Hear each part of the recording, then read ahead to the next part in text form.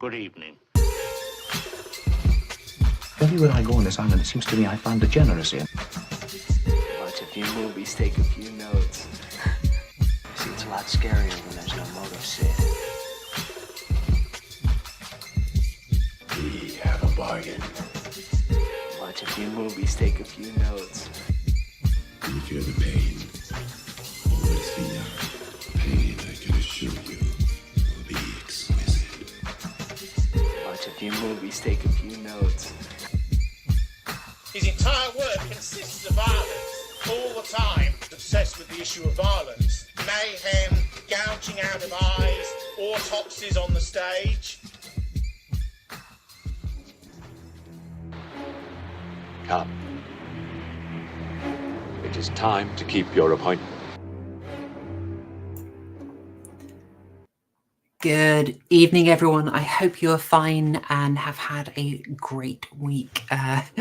We are here at the start of Double Feature Horror Show, episode 164, covering From a Whisper to a Scream, aka The Offspring. Yes, a title. We have a title change here. You may expect that. And we are also going to be rounding off our Slice of Price series, our history of the life and times of one Vincent Leonard Price. We've had a little bit of a break from it. We haven't covered it for a while. And the Hammer horror arc deviated us a little bit, but I know you guys don't mind deviance around here, so I figure you'll be forgiving. But also, to be honest with you, I put it off a little bit. I did. How can I say, when you're covering someone's biography, the ending always tends to be a bit of a downer. Do you get me? You know what I mean by that. Anyway, I'll let people come in and say, hey, Mima, you got here first. Never late. Fantastic stuff. Decent chance of Ted coming in. He is out and, he's back in. So he's probably going to rock up and want a little bit of attention. So I'm sure you'll enjoy that. Hello, Dr. Prepper. Hello, Theremin Trees. Hello, Baldwin. And hey, Mr. GB, you troublemaker. If I've missed you, do say hi. I will try and catch you. And if you're watching this on the replay, hello. Thank you for joining us. I'll do the usual YouTube plea before we really get into things. I'm sort of giving people a moment to get in and just say, well, we're on YouTube. You may have noticed. What helps a stream like this? What helps get the good word of Vincent Price out there? Well, it's all the usual YouTube stuff. It's the old liking, it's subscribing if you haven't already subscribed, and it's leaving a comment. So YouTube knows people appreciate 7-part series, 7-part interminable lectures and slideshows on acting legends. You know, we gotta get the message out there, get that into the algo. All right. So we will be covering that. Oh, and of course, if you want to go a little further than that, we might as well do the shill nice and early. Of course, you know, we have super chats, we have memberships both here and on Subscribestar, and those are a great way for you to support me and support the channel. And as I have teased, in October there is going to be an absolute shed load of bonus content. I will spoil one of them now. It's a little off the beaten track, but there is going to be an audio commentary for Full Metal Jacket. For reasons, how can I say? We had a lot more to say, basically. So Josh and Harry from the Lotus Eaters, with who I'm doing the Stanley Kubrick series, they're going to be on this channel, and we're going to record an audio commentary for Full Metal Jacket. Persuaded them. I think that's a really nice way to really get into all the details of the film that we didn't have time to cover in our already very long Stanley Kubrick Part 4. We also have a lot of Halloween specials coming up, so you will appreciate that, I'm sure. Mr. GB, Harry is best Spice Carl. Absolutely, yes. He's a wonderful spicy boy. And hey, Patrick Batman. Right. Oh, gosh. 5 minutes crept up. Right. We will get into this. but I will not be doing this alone. We do not have a TCG tonight, I'm afraid, like Vincent, bit of a workaholic, but I am joined by regular co-host Murgoot. How you doing, Murgoot? Doing well. Hello, all. Just a shill for me, just real quick. It's at Murgoot on X. Little bit of everything right now. The Mineral Cup in September finished up, and I haven't found much science posting, and U.S. politics is... we're 5 minutes in. U.S. politics is retarded. We're safe.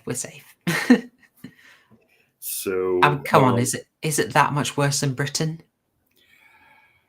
Yeah, it's yeah, no, enough said. One thing, what's our next, what's the homework for next week? Or is it just specials? Ooh. I have got a scheduling thing to sort out that we may or may not be going into one of my specials live. I have not managed to confirm this, so I don't know if it's live or a pre-record. So I'm going to have to let people know. But I suspect it will be one of the specials, but I will. I'm just going to have to let people know as soon as I know. But I mean, I tell you, I'm actually desperate to skip the ARC plan and go straight into Weird Hammer Horror.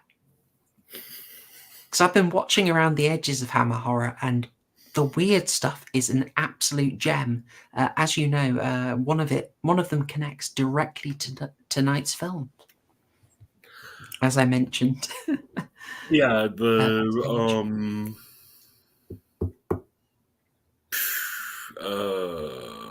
yeah, we'll talk about that later. We'll sort it out. I tell you, the other good thing about signing up as a member is you will be able to vote on the arc. Is it going to be the October arc? Probably not. That's largely specials. But the November arc, you will get to vote on. So it could be Weird Hammer. It could be it could be Lovecraft Part 3. I don't even bother putting up meta horror anymore. It never gets voted on.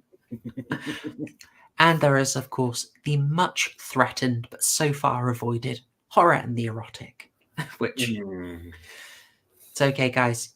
I'm sure you can save us from it a third time if it comes up. Anyway, with that said, I reckon we will get into it, get started. So, folks, I am now going to move into our topic, which will be the final part of our Vincent Price biography, Slice of Price. And was it Mr. GB who gave us the title for that? I believe so, but I'm not. I apologise for having to share it in this format, by the way. I have too many slides. I just have too many slides, and StreamYard cannot handle them. I think it's once you go over 100, it stops being able to cope. So I'm just doing this as a screen share. Right. Okay. So picking up, getting into it. Is this a 2 hour? Is this a 40 minutes? Is it half hour? We'll see what we can do. Probably a lot of this stuff is going to be a bit familiar to you. Let's see what we can do. Is that picture of him and the cats relevant? No. I love it. Hang on, was it Dr. Prepper? Did you come up with it? If it was you, Dr. Prepper, kudos. Take the crown for it, my friend. Right. Apologies. I will move us into it. I will move us into it now. I'm hesitant to do so, but we will get into it. Oh, hey, Jay Pankser. Hi, thank you. New people saying hi. We always like it. Good on you. Okay, Vincent Price, Slice of Price, Part 7, the final part. Let us go. We finished our last section in the mid-70s where Vincent had had a bit of a stir up in his personal life and professional life. He had had a bit of a career highlight, certainly in the fandom area, doing Theatre of Blood, which we watched and absolutely loved. Theatre of Blood 1973, if you haven't seen it, is a hoot. It has got a fantastic British cast. It's got Brit bongs all over the place. And it also, Vincent is a theatre actor, a Shakespearean actor who was savaged by those awful critics. And really, is a theatre critic that much better than a journo? Really, I think they're all stained by the same foul miasma. And it gave Vincent the chance to just do Shakespeare, do all sorts of great monologues with an air of camp, but also he really threw into it. He loved that role, and it shows. You get a wonderful turn from Diana Rigg there. And it's on Theatre of Blood that he met, under slightly undesirable circumstances, the woman who had become his third wife, Coral Browne. Now, Vincent still had a second wife at that time, so that's not too great. And we handled the fallout of that as Vincent did a wife swap. Very haram. So that is a situation we find ourselves in. Oh, hey, Pickles Chimp. New person. Good to see you. In covering this, I'm going to give you a little bit of what they call the old... they use a bad word. Let's say a poop sandwich. We've got some highlights. We've got some very low lights and some grim stuff. And then we're going to try and be happy again at the end. So let's see how we go. Now, Vincent has just done a film he really liked. And I think possibly that is what made the other stuff he was being offered not appeal to him all that much. He was very much in his niche, but we are outside of the era really of the AIP work, the American International Productions, which already by that point was not giving him their best. There are a couple of exceptions in that time, The Abominable Dr. Thebes, Return of Dr. Thebes, and Theatre of Blood. But otherwise, how can I say, they aren't sending their best to Vincent. But he had a chance to explore his other love, the theatre. You remember this was actually something he really negotiated way back in the day. And it doesn't start out well, let's be honest. He attempts a very difficult play by Jean Arnaud, and the idea was that he and Coral would helmet. They would actually be on stage together. Coral came from a theatrical background and wanted to be a bit more into the films, and Vincent had been doing the films very successfully in his own niche, building up a fan base, but he wanted to go back into the theatre because he didn't like the material he was getting. Ardell did not go well. It's a very tough play. Vincent hadn't been on the stage in a while in that capacity, and he found it really challenging. The play seems to have a history of not doing well anyway, and Vincent was a bit overwhelmed by it. But he was taking on a blooming tough challenge. In short, it flopped. It flopped badly, and it really shook his confidence. And they followed it up with a bit of a crowd pleaser afterwards that was much more low fare, which I don't think Vincent would have looked down upon. He wanted to work. He didn't mind if something was less highfalutin. And that he got to act in that with Coral as well. But this definitely shook his confidence. But we're oh, and by the way, Charles Gray there, is that ringing any bells? Anyone? Are you thinking, hang on, Charles Gray? Where have I heard of that guy? Well, think back to The Devil Rides Out. I'm going to have a look. Chat, did you get it? Murky, did you get that as well? Yeah. Yes, I did. I'm telling you, man, the crossovers are crazy. Oh, hey, good catch. Theremin Trees. Yeah, Lala Ward. Tom Baker's Romana and later wife, now divorced, of of one Richard Dawkins. Right. Emma Freud. It's got to be a coincidence, hasn't it? It's got to be a coincidence. Okay. Ardell, disaster. But it leads to a massive triumph for Vincent when he does another project that he was approached with. That is, I'm going to have to get the name right. Gosh, why can I never get the name right? Forgive me. I'm going to read you a review of this and that will have the name right. Diversions and Delights. Diversions and Delights was a one-man show where Vincent Price was playing Oscar Wilde. It's a slightly fictionalized scenario where Oscar is somewhat in hiding in Paris, giving an account of his life. And Vincent at this point is 66 years old. If you look on the Wikipedia for this, they give you completely false information. They only count one showing, one run of Diversions of Delight that Vincent did, the initial one starting in San Francisco. Now, it was a big success, but Vincent toured with this for years. He toured Diversions and Delights into the mid-80s. And why was he able to do this? Because this role was almost made for him. He already, has a certain camp delivery that, for some reason, I don't know, probably kind of works well for Oscar Wilde. But it was a role where he just was able to make it his own. People were doubtful of it. I'm going to read to you a bit from a review. Following its successful run in San Francisco, Diversions and Delights played 1 to 5 week engagements in major cities around the country. At each stop, both the notices, that's the reviews from critics, and the audience response were tremendous.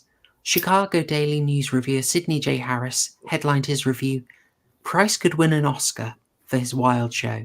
Do you get it, chat? Do you get it? Huh? Boom, boom. And began, "I nearly disqualified myself from reviewing the Vincent Price one-man show because of my prior prejudice against the man. Price's public persona, as art collector, gourmet, and general culture vulture, has grated on me so that I didn't feel I could give him a fair and objective appraisal. Well, we are both better men than I thought. I had absolutely no trouble in accepting him as Oscar Wilde in Diversions and Delights. And he had absolutely no trouble in persuading me that he is a paradoxical poet and playwright whose trial, imprisonment, and death remains a blot on the 19th century British social history." Hey, wait until we did Mr. Blobby. We had further to fall. Performing to a full and highly enthusiastic first night audience, Price was nothing less than superb in the multifaceted role. By turns witty, poignant, impudent, gracious, condescending, insouciant, pathetic, and at the end, most winning. Harris continued, "Price never would have struck me as the man for the role, but he incontrovertibly is. Hairpiece, costume, facial expression, body movement, and all. He senses who and what Wilde was at a level deeper than the merely verbal and visual, projecting the essentially likable man beneath the poser, jester, and what Whistler called the epigrammophone." Absolutely sterling review. He continued this, as I said, for 8 years or so. He was running this into the mid-80s. He would continue to do a cut-down version without an assistant crew that he could keep touring, often taking it round universities. He was noted for having a bit of a gay following. But at the time he was doing this, he's 66 years old, playing a 45-year-old man and doing it convincingly. It's just him and a crew of 4 production staff. And he is cramming, at some points just 2 actually, just cramming into a van, traveling over the country, performing 5 to 6 nights a week. At 66, absolutely amazing. But this is a triumph for him. As you've got the impression of over the series, Vincent obviously is a horror icon, but he is a man of many talents. And this really gave him a chance to stretch his wings and being able to do it in the theatre was a particular highlight for him. And I've got extra good news for you folks. There is no recorded visible video recording that I could find, but there are audio recordings of the entire show if you want to watch it, and that's on YouTube. So that's Diversions and Delights. You can listen to about an hour and a quarter of Vincent. So there's a treat for you to seek out. Now, of course, one of my other missions, it's not just the horror films. It's not just the horror films at all. Mergy, do you recognise that chap in the middle? Yeah, Alice Cooper. Going back to our Shock Rock arc. Yeah. The crossovers, man, they will not stop. They will not stop at all. Were you expecting this to come up? Yes. Yes. I know this is sort of your era and area. This is from Welcome to My Nightmare. Vincent pitched in. He has at this point one of the most well-known voices around. Not only did he get on fabulously with Alice Cooper, who seems to be a pretty cool guy. He's also one of the nicest guys in rock and roll. He was near the height of his alcoholism at that point, but he's always been a nice guy according to everything that I've read. I missed a chance to meet him last year when he was at my favorite bookshop in town. I went to, they had 2 locations. I went to the wrong location, but I've just seen Patrick Batman. I feel like Alice Cooper has met everyone. Yeah, absolutely. All right. Now, as well as recording Welcome to My Nightmare, he's pretty well known for this one as well. Thriller. Yes, finally, 1983. You missed his other big, I don't know if you're getting to it, but his other big cultural touchstone that introduced him to many kids. Oh, that's coming up. Okay. Well, you could be referring to a few things. The Muppet Show, 1977, episode 19. I do not have that one. I was going for another one. I had a photo of him with Kermit, but I didn't include it. Sorry. Yeah. There's an even there was like an even more obscure one. Okay, so he again, one of Vincent's other great projects obviously was the arts, encouraging art. He got to helm a small children's show called Read, Write, Draw, which is I wasn't going to include that, but that was another reach out. We've got a lot of stuff that appealed to kids and was able to like touch kids. Now, speaking of touching kids, Mike, bad. What? Bad proper. Sorry. We're gonna have to. This is a bad one, right? I'm gonna have to say some bad words here, folks. Forgive me. We try and keep it a family-friendly stream, but okay. So, Michael Jackson approached Vincent to do the rap for Thriller. Already quite an iconic production. John Landis doing the video famously. And Vincent liked this. Obviously, it brought him attention, but there was kind of a sour note to this. He was happy with the kudos. Thriller was an absolutely massive hit, but Price had been paid a flat fee. And so Thriller is breaking records, raking in the cash. And Vincent, who, as we've talked about many times in this series, had a weird attitude to money. He was always worried about money, despite never really being all that in danger of being out of money. He was bad. He basically bad at it, and he had made several bad decisions. This being quite a famous one. Like if he had a standard residual, he didn't have to worry, but he would have been absolutely set beyond his wildest dreams. And put a pin in that one later, by the way, folks. Put a pin in that one.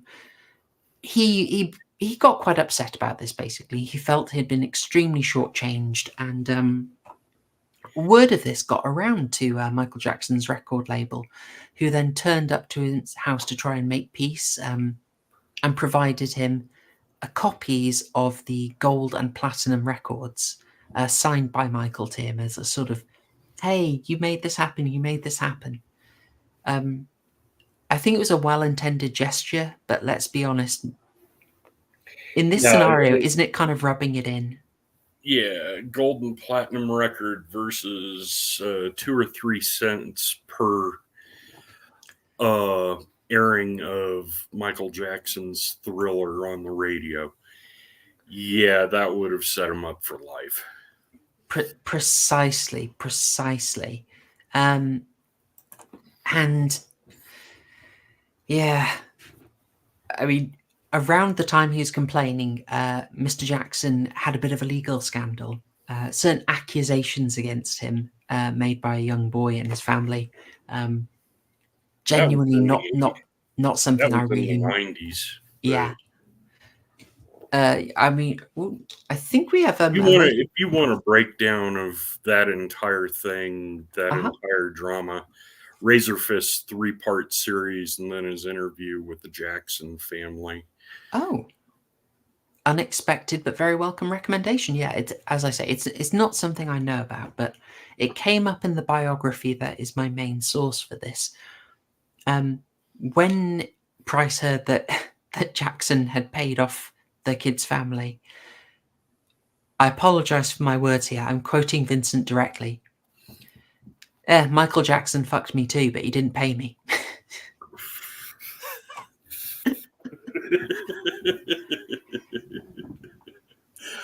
But however, you know, iconic, still Thriller. You think of Vincent there in 1983. More recording work. All right, something I need to say, something I forgot. You'll notice we've got a move into recording. That's happening because, as well as, you know, it's 1985, Vincent is now 74 at this point. One of the things that made Ardell such a difficult performance, and I apologize for getting this, folks, is a minor case of stomach cancer. Vincent collapsed on stage and had to have a tumor removed. So, you know, difficult play, made even worse by this. It really sort of hampered him. His health was getting to be a problem. He was in his 60s already struggling a little bit with arthritis.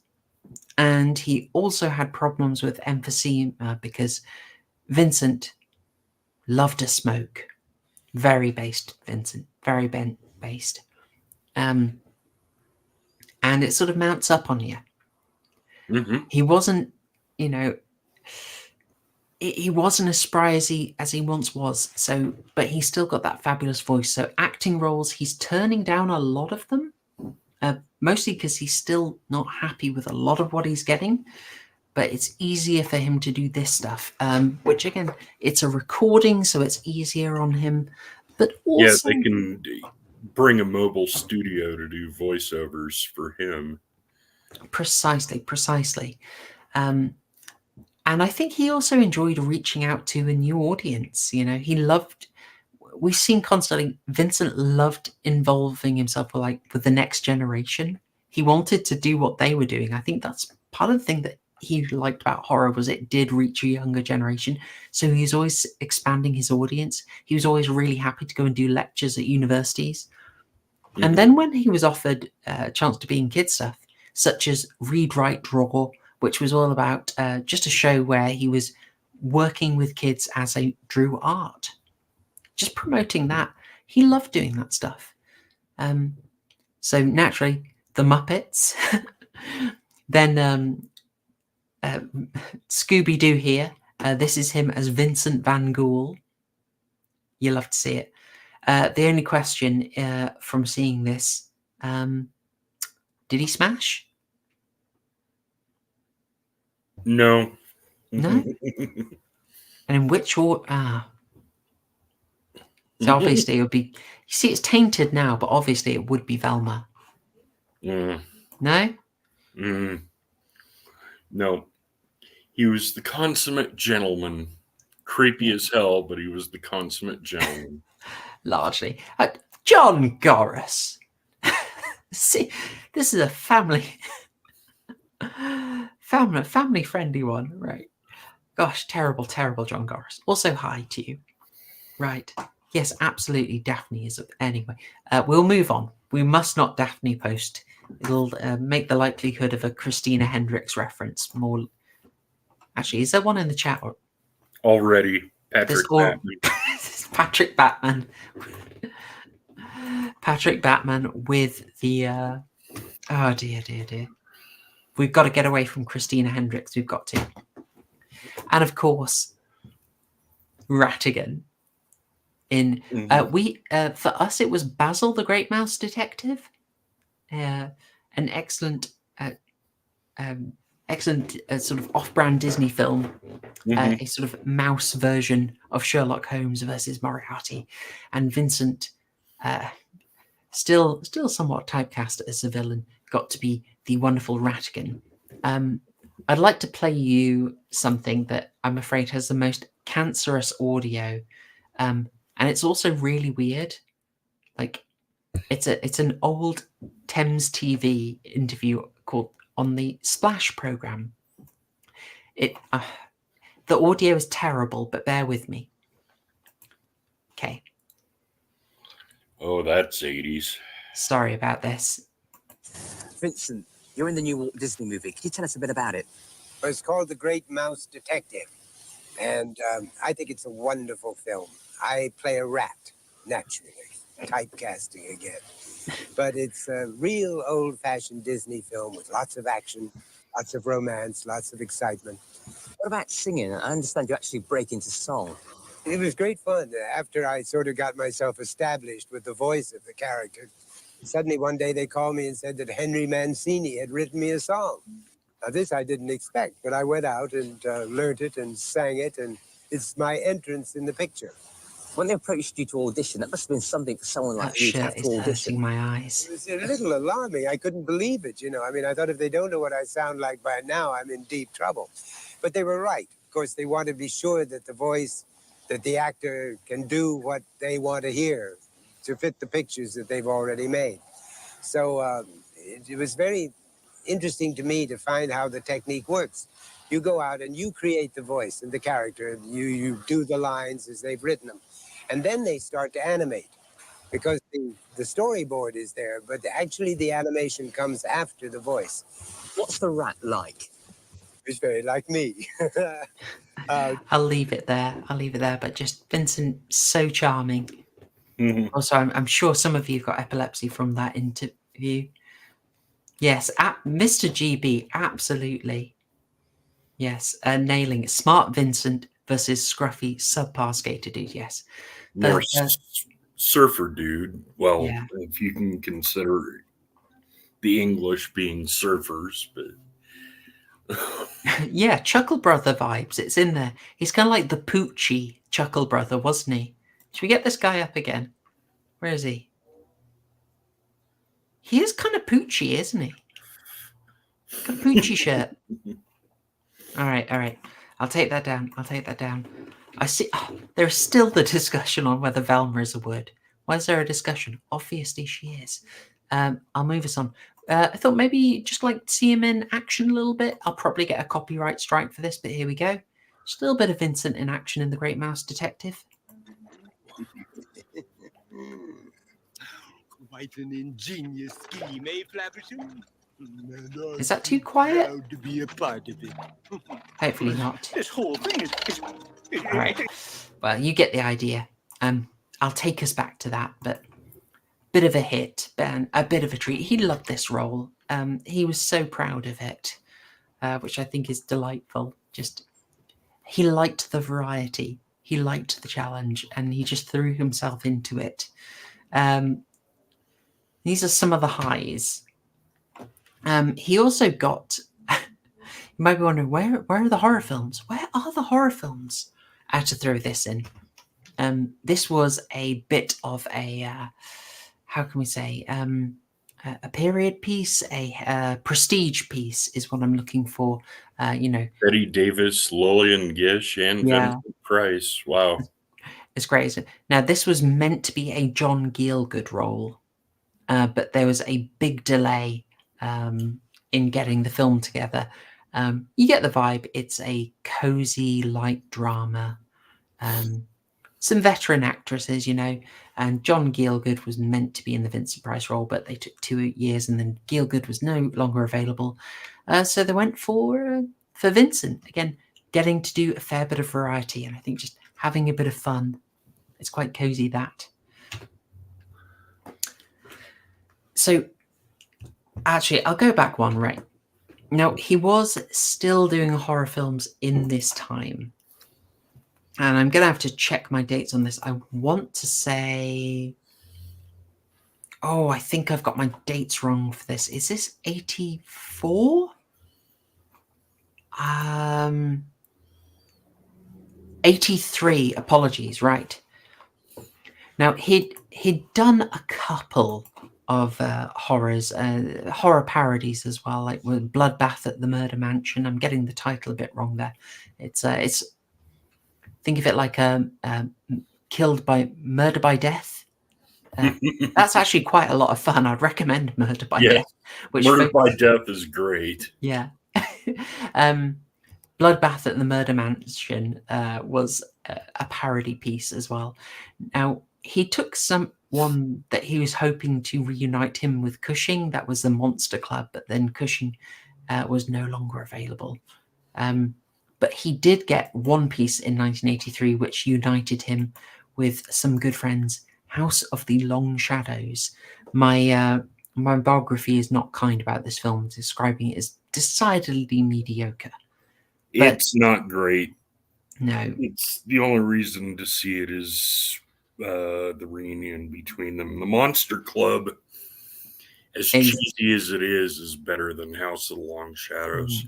It gives Vincent a very rare chance to play a vampire. It's weird that he hadn't done it, but rare chance. Yeah, he did it purely so he could work with friends. And as we mentioned before, Christopher Lee, Peter Cushing, there's is that Keith Carradine, John Carradine? I apologize. I'm not as familiar. It's John Carradine. John Carradine. Yeah, these people were fast friends.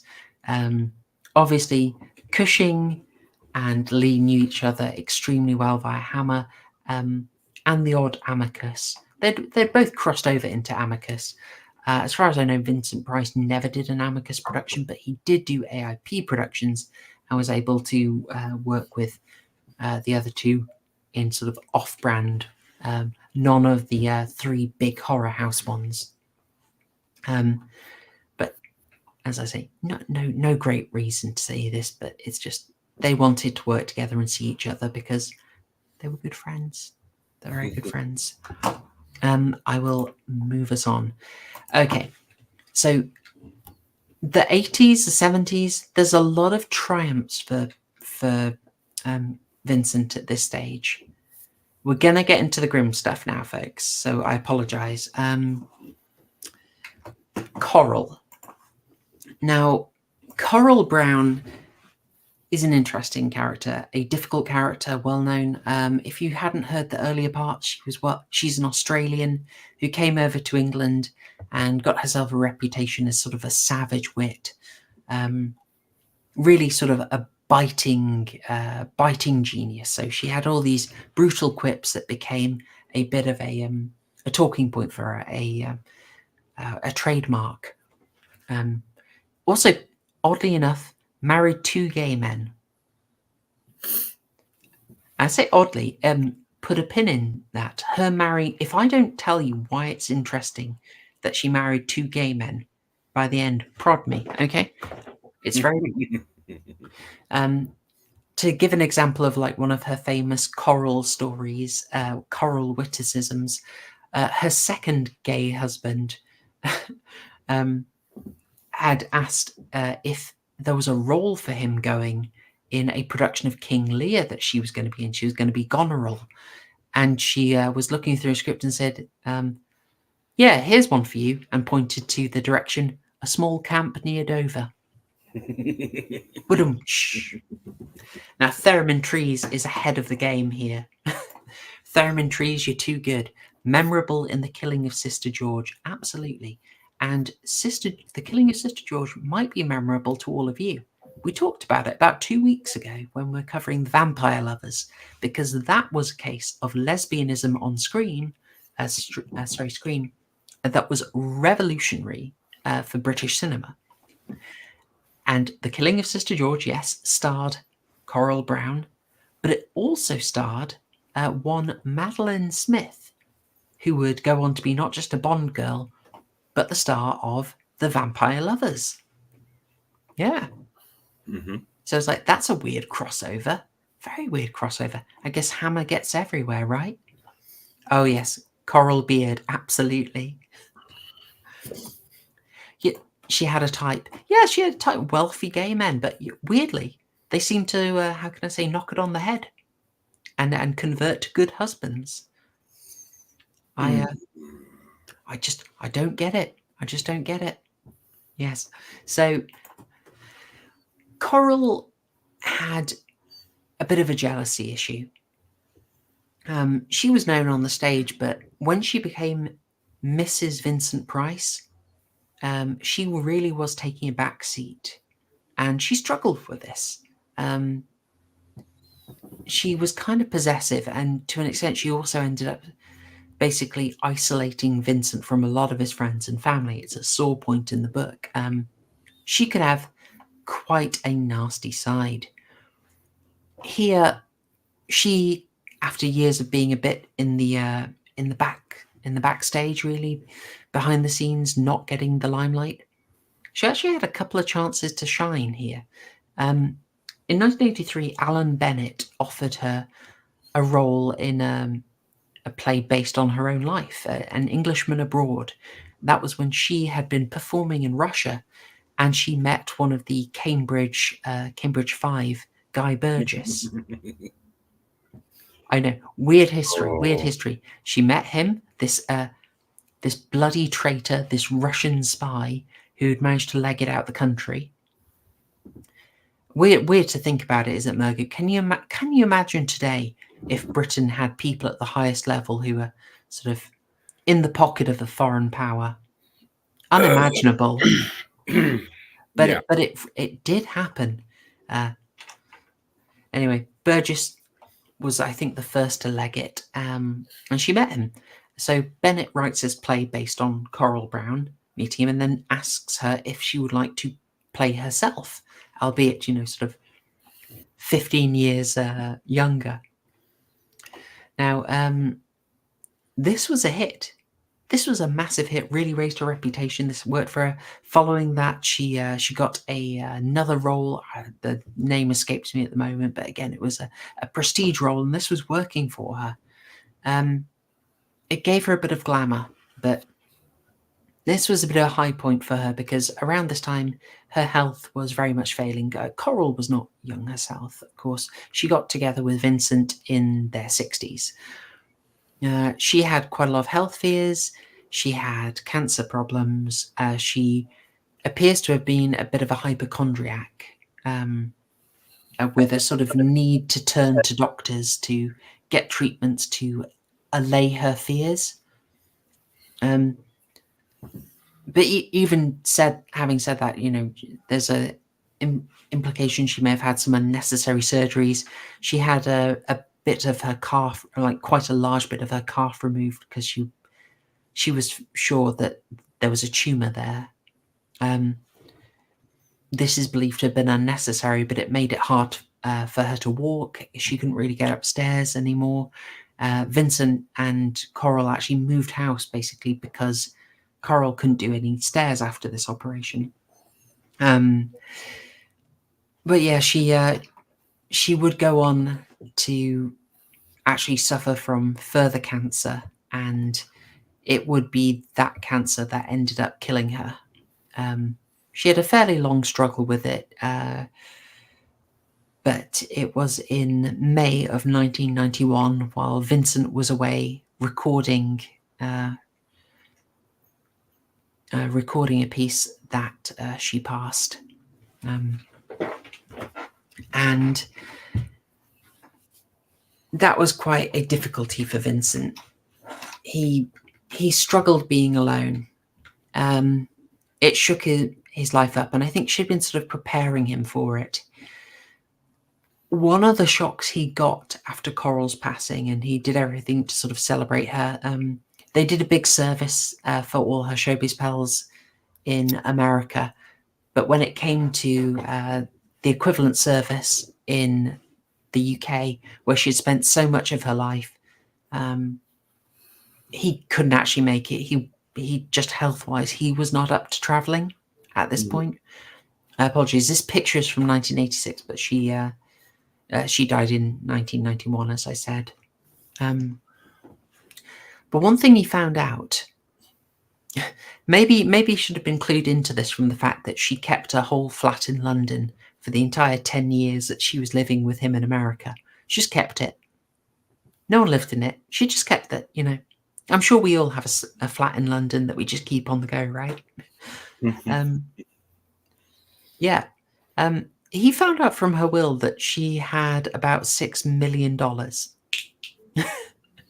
This is a woman who was even stingier than him, who would famously just sort of aggravate people by refusing to pick up the bill at restaurants. The case in the biography is Joan Rivers and her husband. Oh, wow. That's not somebody to offend.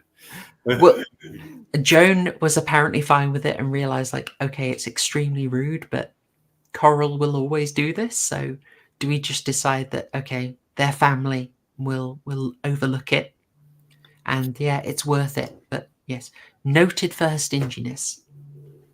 And it must be said, apparently some fairly harsh arguments and attacks on Vincent's daughter over her fairly reasonable spending habits. And it looks a bit hypocritical. Where does a theatre actress get those $6 million? Yeah, I know $6 million, it sounds like a lot, but it's actually kind of understandable. So those two gay men she married, rich gay men, passed it straight to her. So Vincent, after a lifetime of money worries, suddenly finds himself doing absolutely fine. Doing absolutely fine. Question from John Garris. Wasn't Price doing regular appearances on Johnny Carson in the 80s? Very likely. Very likely. He kept up quite a few TV appearances, but bigger acting, not so much. He really did slow down. Some of that is his choice, some of that is roles, some of it is his health. But yes, Coral passes. They had a live-in assistant at that point. The name I'm going for is Reg Wilson. It's certainly Reg. I could be wrong on that. The names just sort of drop out of my brain. We're going to go with Reg Wilson, but I could be wrong. Maybe it's Harris. Anyway, Reg. Reg stays in as Price's personal assistant and was helping, including helping when Vincent had a kind of bad fall. He rescued him, helping Vincent escape with just bruises from what could have actually been a kind of untimely death, even prior to Coral's passing. But nevertheless, Vincent after this was alone. Now, the upside of this is that he was able to rebuild some of the bridges with his family that had been a bit severed by, well, Coral being kind of horrible and jealous and paranoid. Don't know how else to say it, but she was extremely manipulative and kind of pressured him to cut a lot of contact with people, including with his son, Barrett, his daughter-in-law, Renee, and his daughter, Victoria. And those rifts, they worked on healing them. It seems to have gone better with Victoria than Barrett, but they did make a real move to get closer again following Coral's passing. And I believe this was a great how can I say, a great source of comfort to Vincent. Now, there was another gig that he kept going, which was a series called Mystery, or I believe Majestic Mysteries. It was basically a reworking of Masterclass Theatre. Masterpiece Theatre, thank you. Vincent did the intros and outros. And the upshot of that is he only had to come in once a year to record them. He did this for about 8 years. And he enjoyed this. It really worked for him. I've got a little clip of them if you want to just see how some of these goes. But yeah, just him introducing a short play. I may get struck for this. Let's see how we go. Why all this devotion to a man who was intensely prejudiced, imperious, often bad-tempered, thoughtless with people who might look to him for a little kindness, capable of an unmerited snub, grossly self-indulgent, arrogant, self-opinionated, and decidedly touchy about trivialities? Well, just because he is Sherlock Holmes, and in our imaginations, we are Sherlock Holmes. And it's an easier role. You know, he's seated. It's easier for him to do it. But it suits him. He's still bringing that sophistication that people associate with Vincent Price. As I said, he did this for 8 years and became very good friends with the production staff. But by the time of the 1988 series, he had to tell them it was too much to travel. He just wasn't up to it anymore. In fact, even though traveling had been sort of the joy of his life, he was struggling. He needed his daughter to sort of help encourage him out. He started to find walking very difficult, and it took a long time to examine what was going on, why he was struggling so much. And it was ultimately found out around this time that he had Parkinson's. He started being treated with something called L-Dopa, which helped him briefly, but ultimately it was sort of a shorter stay. And it's his difficulty moving around that made him quit Mystery, even though he absolutely loved it. He was encouraged to use a wheelchair because otherwise he was struggling to walk too much with his arthritis, and he was a bit shy about this because he basically worried about his image, really. Vincent was very image conscious, as you would expect basically any actor to be. But he was reassured by Reg and his daughter that basically when you're in a wheelchair, people won't look at you. Sort of maybe grim, but it helped him. And through that, he was able to get out and still visit a few places. Because he'd mended his relationship with his daughter a lot, he supported her in studying and traveling and sent her abroad to Europe the way he had gone to Europe with his parents' help when he was a teenager. And there's a really lovely thing where she's sending him all the postcards and they're sort of communing and which great artwork have you seen? She's recording everything that she sees. And then when she gets back, they just pour over the videos of the exhibitions. And I just found that really touching, that there's that kind of continuity there, which I like very much. And still following on with the art world, he did have another success. Now, we've talked quite a few times about Vincent's numerous attempts to do something for the greater art world, whether it was forming his own gallery way back in the 50s, getting a museum off the ground, or other institutes, judging competitions. Well, he finally in the 80s, he has a big success. Something he had been running, donating his considerable art collection to the Vincent Price Art Collection at the East LA College. That was secured. He got support from patrons of the arts. Edward James Olmos would be one of them, and a politician who is amenable to his purpose. and managed to lock in the funding to make sure that the Vincent Price Art Collection stayed and was given prominence in the East LA College. He finally got to create a lasting art institution, something he'd been trying to do forever. And the Vincent Price, it's now the Vincent Price Art Museum. It's still there. It's still going. You can see it, which I think he would be so proud of after so many attempts that just sort of failed through lack of support. He never stopped collecting, of course. Around this time, he discovers some Afghan pottery and goes absolutely mad on it.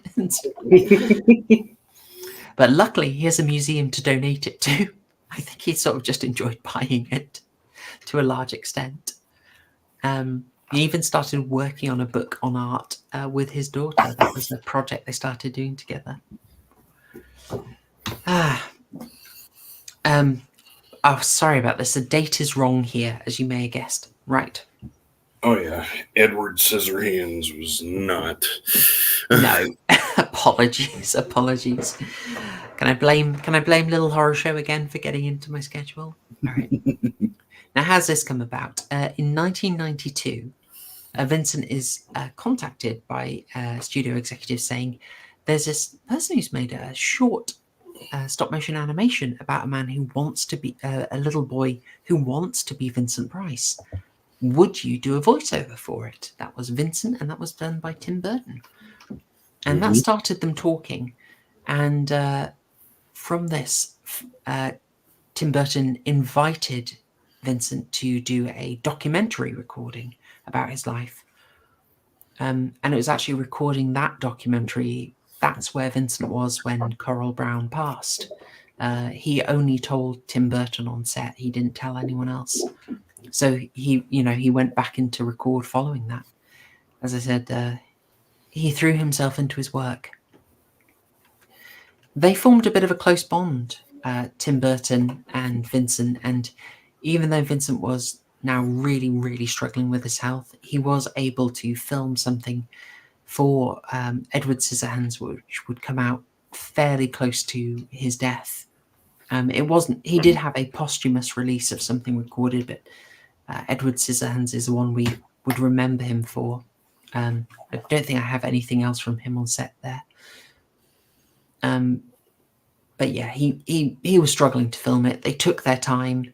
They were very considerate of what he was able to do. But of course, we're talking about 1993.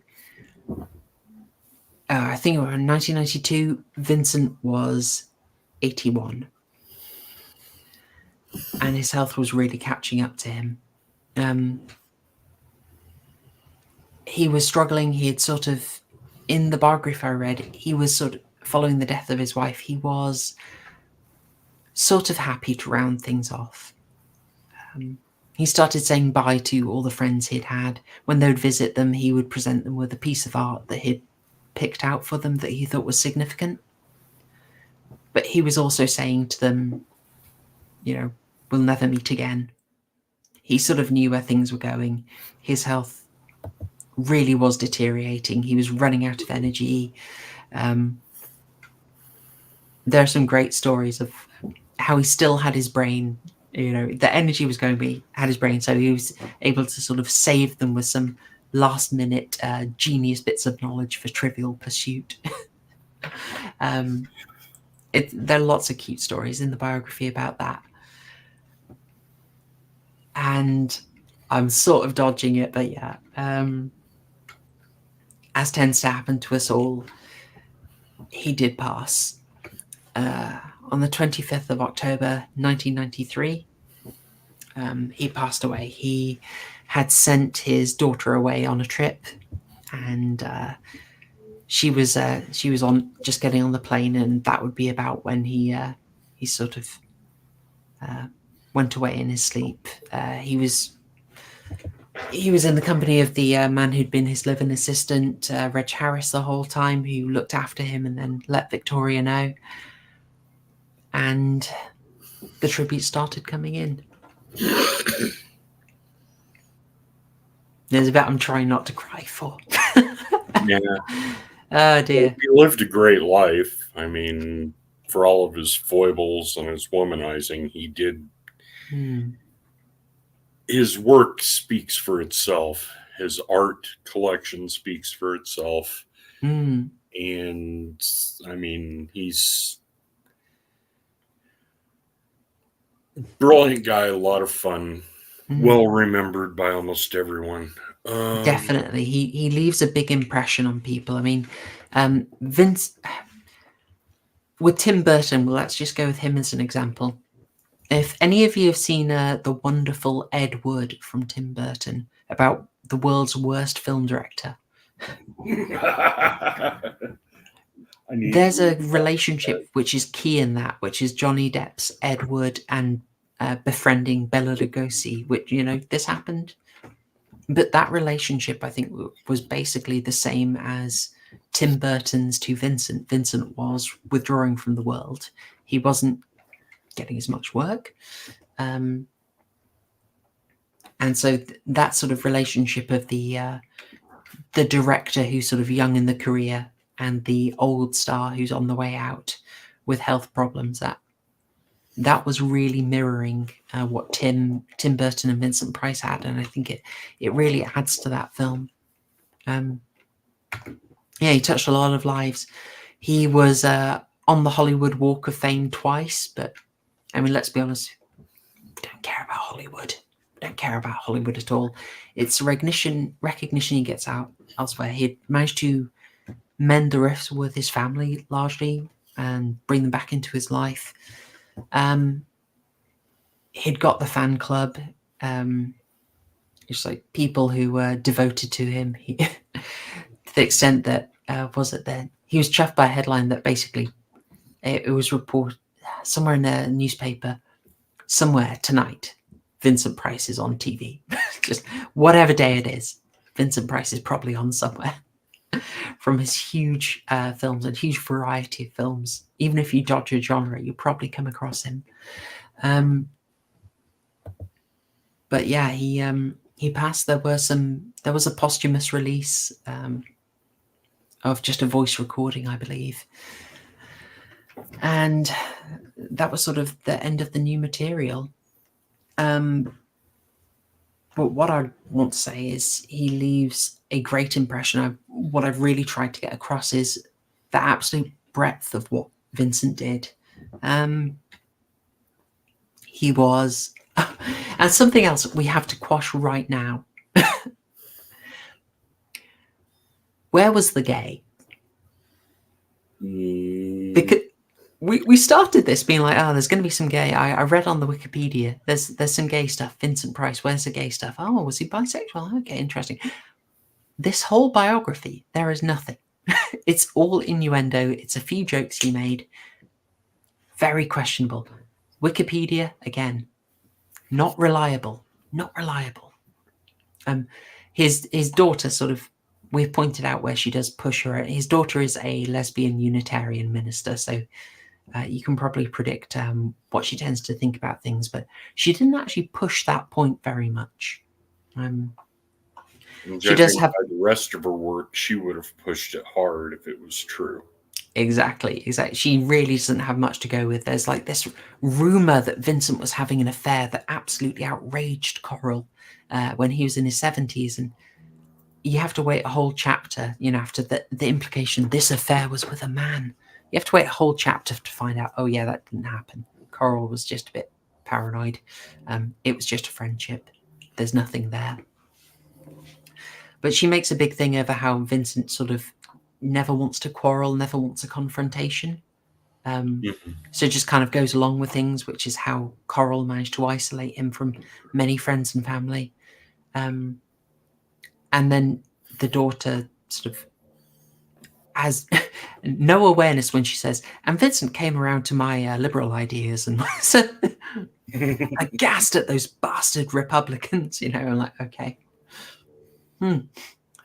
There's no connection between these ideas, is there? But you may have drawn from this. Vincent is just not political at all. He is apolitical. He just loves the arts. He's not a political thinker. He never cares about that. He never wants to get enmeshed in it, and he has friends from across the political spectrum the whole time. Yes. But you would have to read the biography quite closely to notice that. Anyway, I will draw this to a close now. Vincent Price, he's buried in the same grave as in the same plot as his father and mother. And following this, there are the predicted run of Vincent Price seasons, specials on cable. You're getting Vincent Price marathons in tribute to him, warmly received. Now, those are in the moment, and this was quite a while ago. This was 1993. But Vincent was always kind of worried about his career and where it would go. The reason he took so many roles of varying quality, let's say, is he worried about running out of money.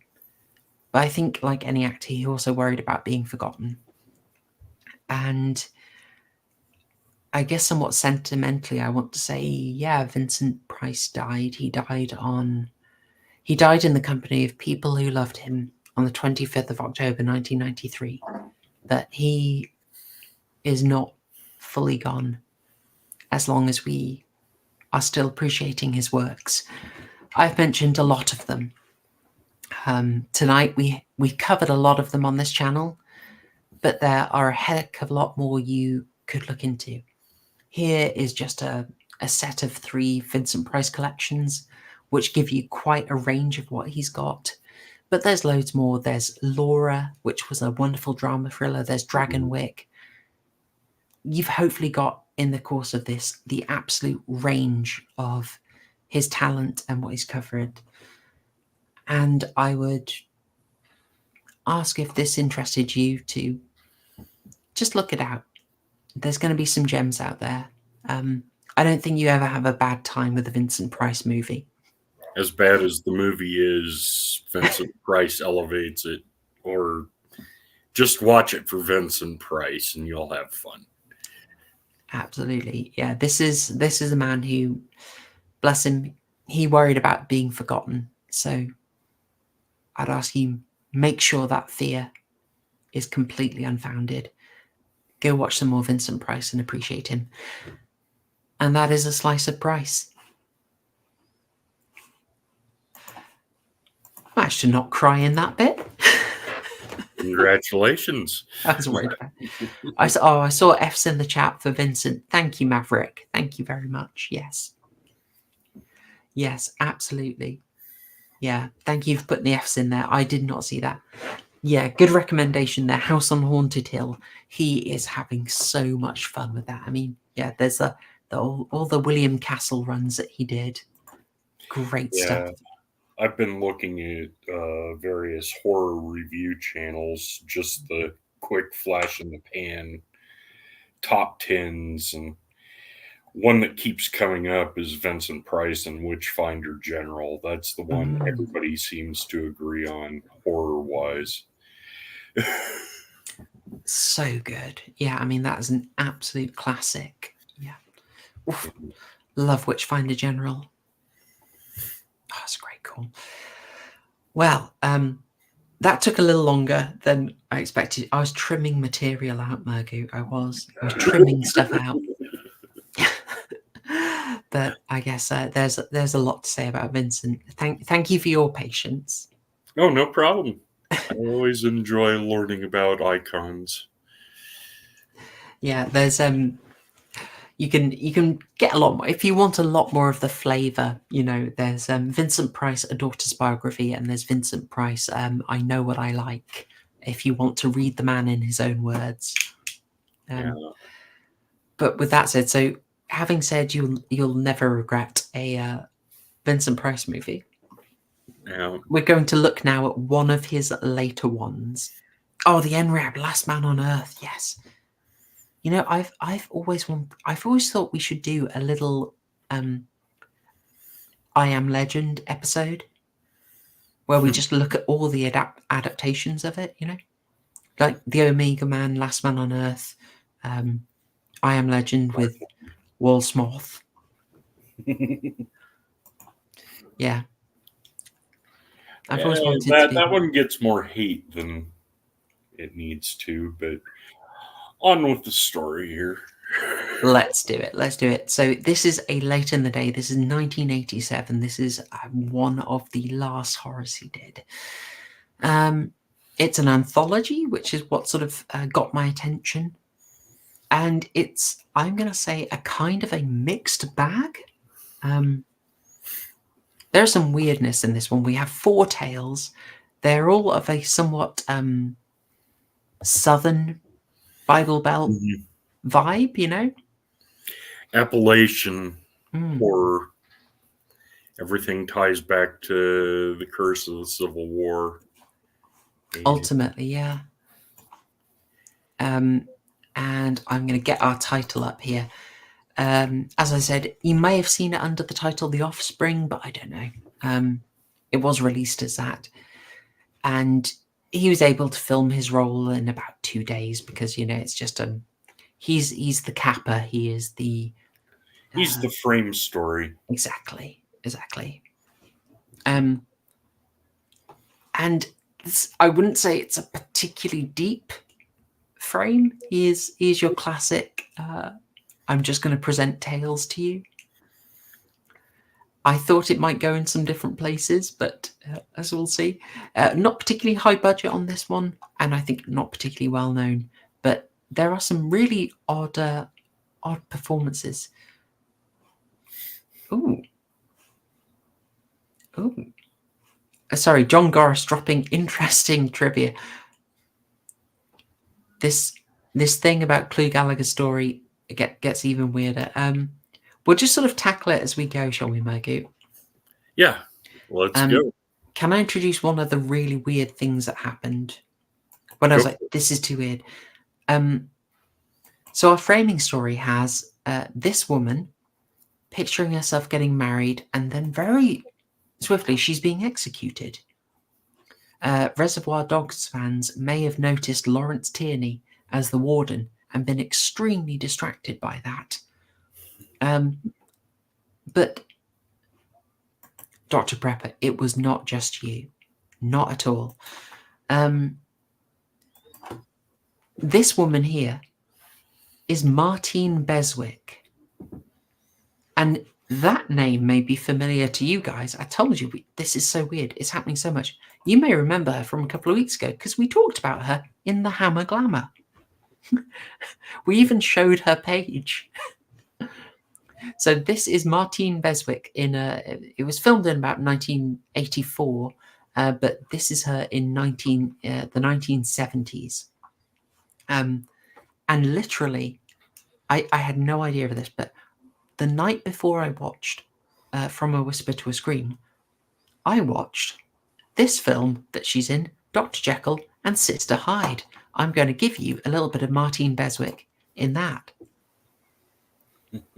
I'll assume you want me to leave that up for a while, chat.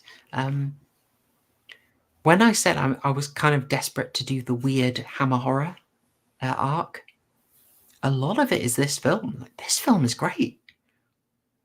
I won't go into this too much, but Dr. Jekyll and Sister Hyde, really, really good. Very, very recommended. You got Ralph Bates in it as well, who was also a close friend of Coral Browne and Vincent Price, and actually delivered Coral's eulogy. So, as I said, the weird connections. I literally just watched her in Dr. Jekyll and Sister Hyde, and she turns up immediately at the start of this film.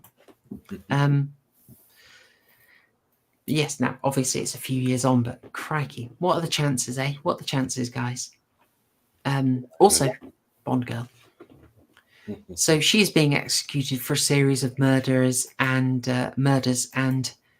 a woman who witnesses it then goes to see Vincent Price in the town of Oldfield and to confront him about it. Vincent Price is playing Julian White, the uncle of Catherine, the lady who was executed. And reporter Beth Chandler is confronting him on it's interesting that she knocks and then walks into the library because it's not locked, and it's, what are you doing here? The library is closed. It starts off very confrontational. Mm. And Mr. White starts telling her about the town of Oldfield and how evil has come to possess it, and his niece was just a victim of it. Mm. And it kicks things off. Yeah. That's our framing device. It gets us 4 stories. 4 too many?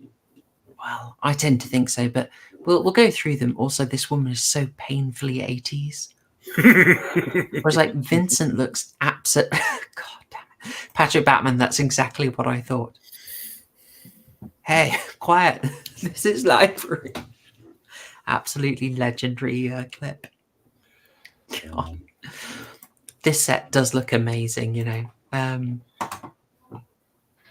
He looks so in his element. With the white starched shirt, rolled up sleeves, and the pink sweater draped over the shoulders. Yeah, you expect her to talk like a Valley Girl or Muffy and Buffy from the Ivy Leagues. It's kind of yeah, it it's a brings weird back memories.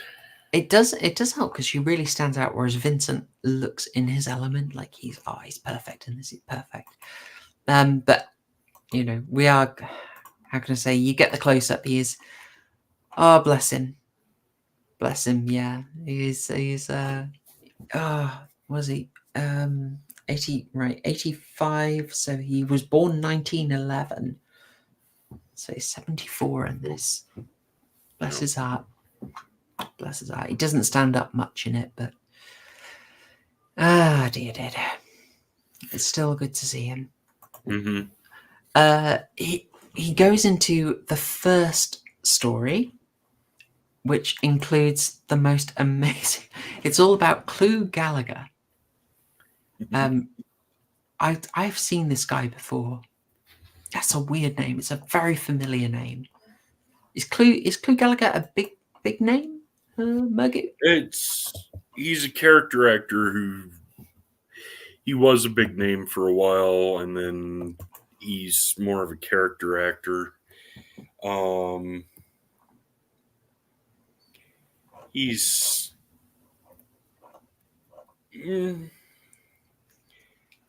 after let's see, I can't remember what all he's been in, but he's been on TV, he's been on movies. The main place I know him from is, I'm sorry to say, chat, A Nightmare on Elm Street 2, Freddy's Revenge, Return of the Living Dead. Yes, he was. Nice. Yellow Rose, Chattanooga Choo Choo, for those people who are wondering about that. He's been in a lot of TV shows. The Henry Abb is saying a lot of cowboy films as well. Oh yeah, that's what he originally did. Somehow he ends up in this, where this rough guy, he's a very sort of repressed, nerdy guy. Love the Coke bottle glasses.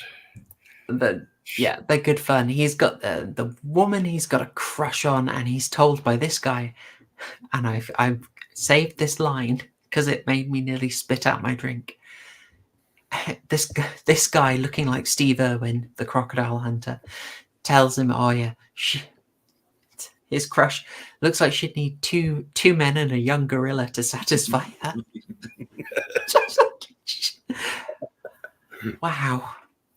Wow, that is special. That is special. But yeah, it's a somewhat familiar scenario. He's got a rough life. He is a shut-in Norman Bates-ish. He doesn't look after his mother. He looks after his sister. And it's obviously draining him, whereas he's got the hots for a woman way above his league. Way above his league, and his sister is has the hots for him, wants him all to herself. Yeah, she puts on this, like, I just thought Twisted Sister.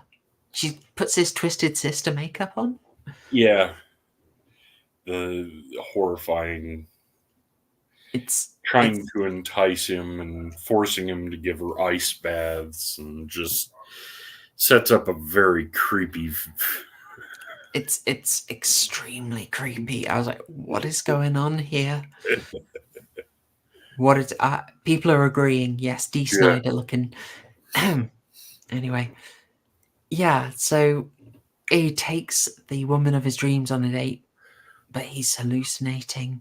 He ends up forcing himself on her, and she just interestingly, she underplays her reaction. Like, she is so unimpressed by him that even when he's forced to kiss on her, she's just sort of, "You're pathetic. Ugh, just take me home. I'm just getting out." Like, it's a really interesting way to play it. He ends up killing her, freaking out, trying to hide things, then coming back. His sister starts hitting on him. He offs her, and then he just sits back in his lazy boy, smoking and drinking a beer. Well, you missed the part where go ahead. The woman of his dreams, he goes to the funeral home and has a snuggle on the coffin. Yes. Sorry, I'd managed to blank that. That's just. There's a lot in this. They didn't show anything. They just implied it, but it was still creepy as all hell. I had to put up with this in Dr. Jekyll and Sister Hyde too. Quite a few sort of corpses being put to alternative uses. I was just, ugh. Yeah. Pickles Chimp, Strangeland with D. Snyder is pretty good. It was actually filmed about 5 miles from my house. Very odd movie. Yeah, I mean, your man's. Oh, I guess the ending soon as yes. Well, a bit of a. It starts you thinking, doesn't it? It starts you thinking. Well, after all those shenanigans, one night he gets a visitation. The undead baby, just. Ugh. Yeah, his sister's corpse is down there. Well, because she's been chucked out, looking broken and naked at the bottom of the stairs, and then this little visage comes for him. They don't show much of it, which I'm going to say, very good decision.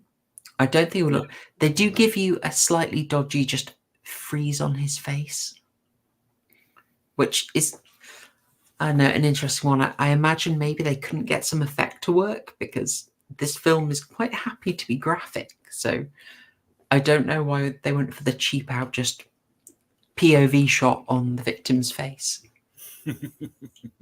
But it's quite intense. This story did have me wondering, oh no, are we in for a completely bad one? I didn't like this story at all, Mergu. Yeah, it was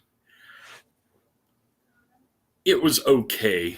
It was rather cringeworthy.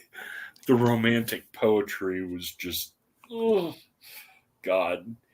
And then the scene in the funeral home, you're just, how far are they going to take it? Oh, God, thank you.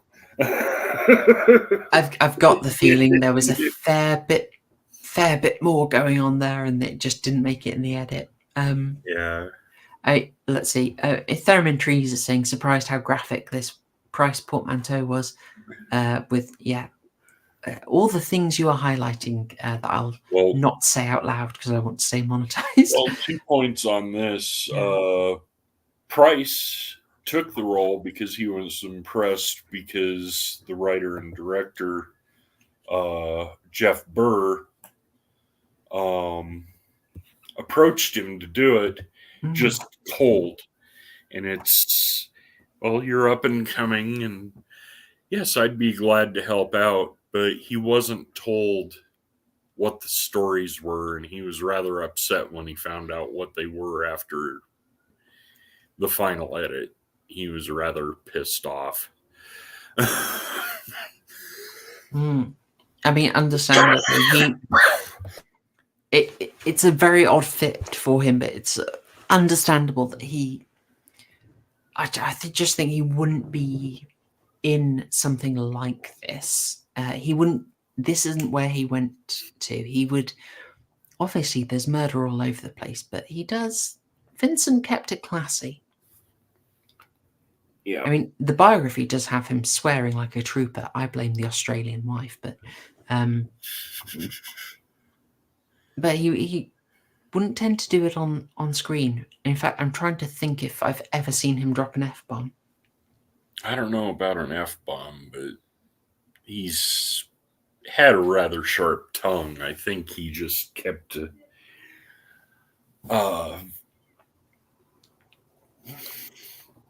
clean insults, not just cursing and swearing. So yeah, I mean, he did horrible stuff like the Witchfinder General, which we just praised.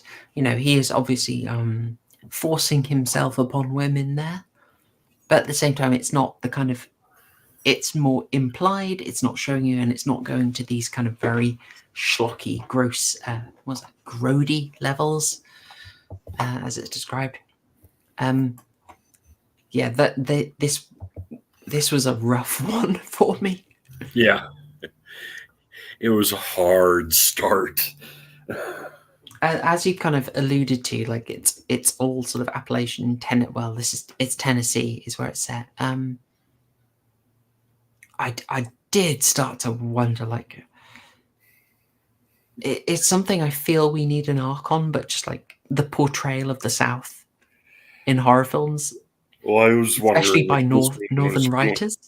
Yeah, I was like, yeah, is this going to come off full bore Deliverance, or are they going to go somewhere else with it? And they did go somewhere else with it. So. Well, it's just the fact that they threw the incest in. I thought, like, are we just doing all the Southern stereotypes here? Like, this seems a bit harsh. Yeah, I mean, Catherine East's got it here. South bad, simple as. Yeah, kinda. I do feel we need an arc on it. Like, it's a bit of a consistent thing in horror. They really like to beat down on the South quite a lot. And just like a completely unnecessary bit of incest in there. Like, you do not need it in there at all. No. It really doesn't need to be in there.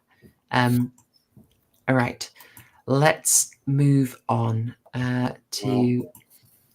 It goes back to the frame story, and he Of course. explains that it's just not a one-time thing. It goes back in the past, and he talks about 2-bit mobster Jesse Hardwick in the 50s, who's on the run from gangsters that he stole money from. His girlfriend turns him into him, and they chase him down and shoot him. There's a big trailer trash vibe there as well. Yeah. And the old man in the swamp, Felder Evans, finds him, nurses him back to health, gives him voodoo potions. Later becomes mayor of Chicago under the name Laurie Lightfoot.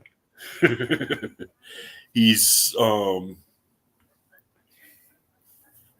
and Felder goes out to take care of things, find some food, and get mushrooms, as he put it.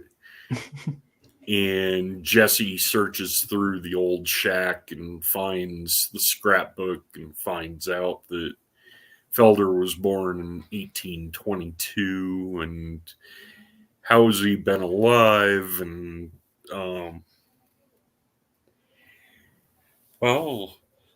it's the potions. Well, it escalates. You've got to teach me how to make the potion. I'll be rich.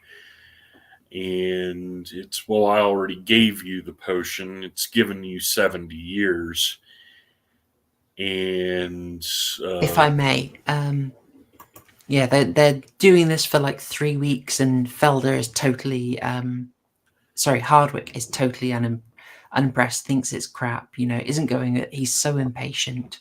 Yeah. And eventually just gets violent and threatens Felder. Felder eventually takes him in a boat and then drowns him. Tries to drown him. Yes. Felder comes back. Believes he has. Comes back all muddy, confronts Jesse, and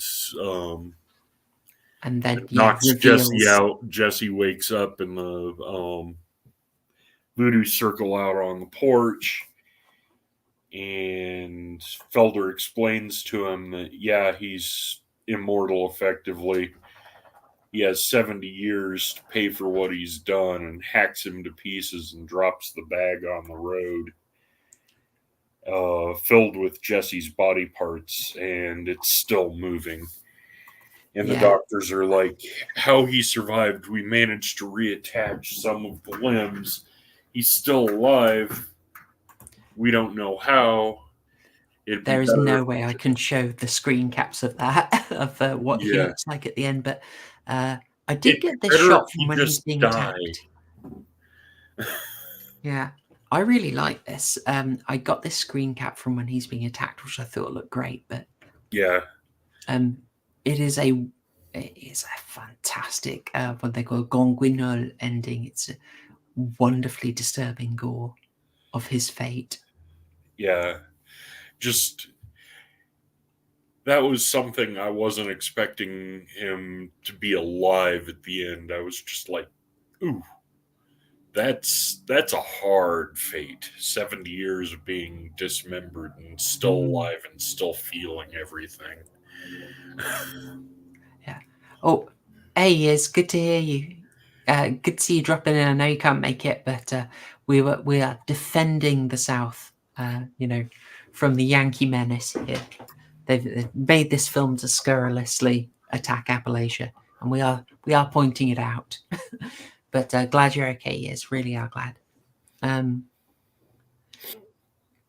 Yeah, I mean this one got my hopes up, Nagu.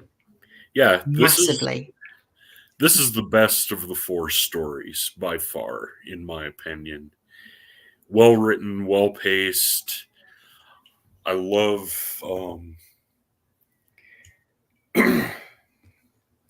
Harry Caesar as Felder Evans, the Voodoo Man.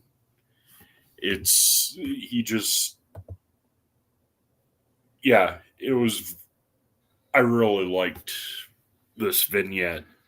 Yeah, I if I'm going to be harsh, I could have completely skipped all the trailer trash stuff.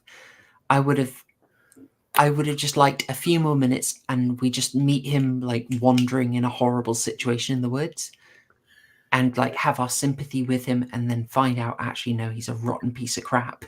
Yeah, as a bit of a surprise.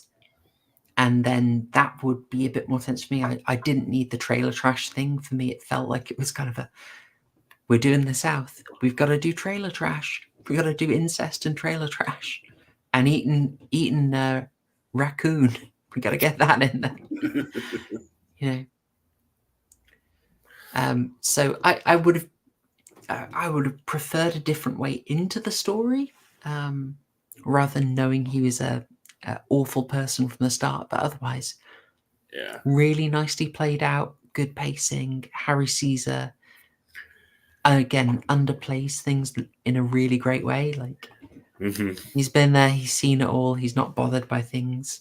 Yeah, I like it. He's the laconic everyman in the South, the good guy in the South, tries to help, gives him the potion, is betrayed, and then shows his vicious side at the end. You betray me, you get what you deserve.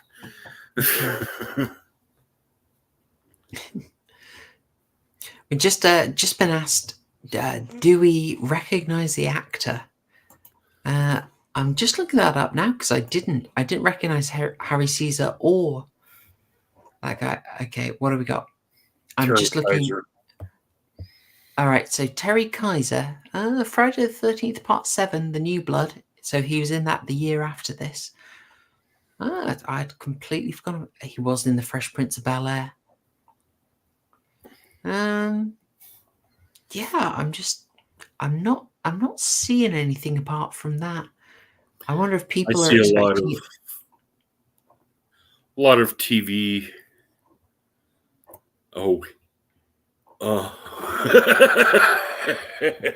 Weekend at Bernie's, I guess, is maybe the one. Breaking to Electric Boogaloo. Oh, he wasn't, was he? Oh, sir, don't say you actually did it. Harry Caesar was in Breaking to Electric Boogaloo. Oh, no. Oh, no. Paper Chase, Hill Street Blues, New Mike Hammer. Oh, yeah, no. lot of TV. Dukes of Hazzard. Yeah, fair play. A lot of redneck stuff. Yeah. Oh gosh, yeah. I think Patrick Batman wanted us to think of Weekend at Bernie's. Unfortunately, I've never seen it. Oh, I've never seen it. But yeah, the only reason you want to see it is because of the memes. That's all. Yeah. Yeah. This was a nice one. This was a good one. This was a pickup in quality. Good. I think someone in the chat said like Tales from the Crypt vibe, and yeah, this felt like a really tight Tales from the Crypt story. Yeah. And I mean, like I said, I feel it's the best of a lot. Good visuals, good grizzles, effective. We like this one.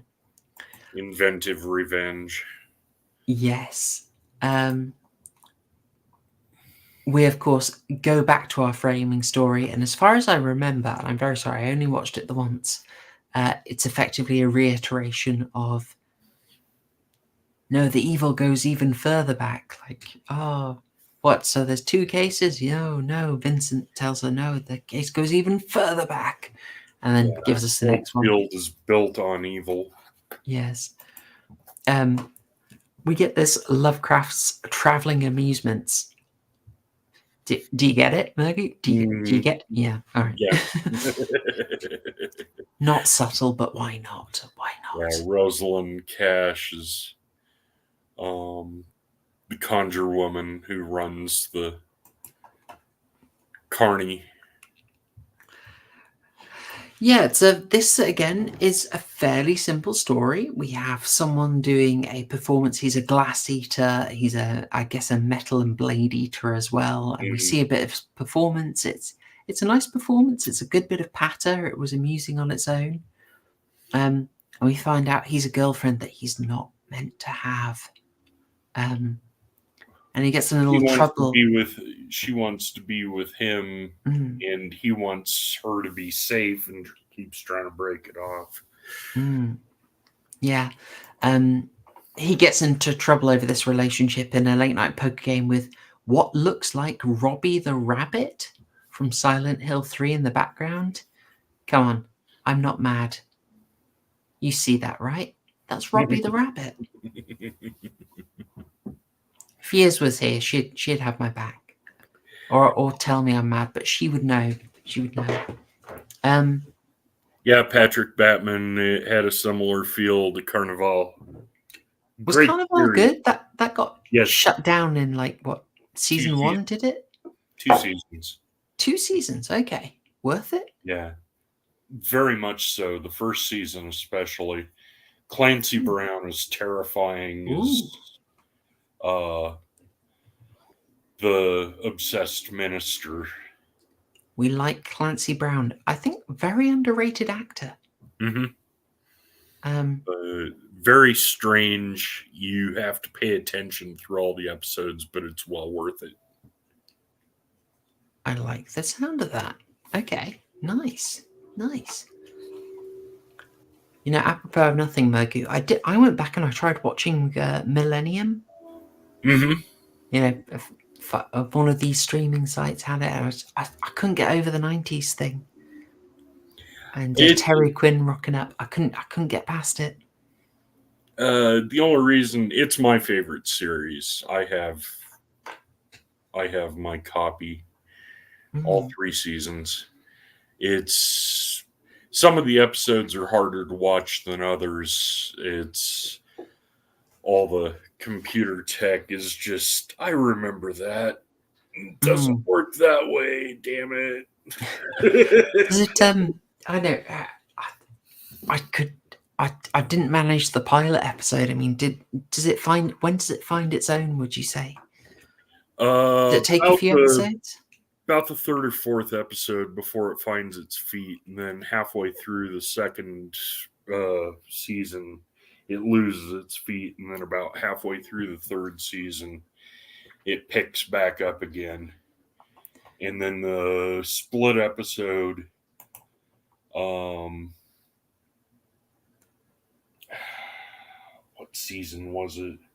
I think it was season 7 of the X-Files. They had the capstone for Millennium where they bring back Frank Black for one last thing to close out the Millennium.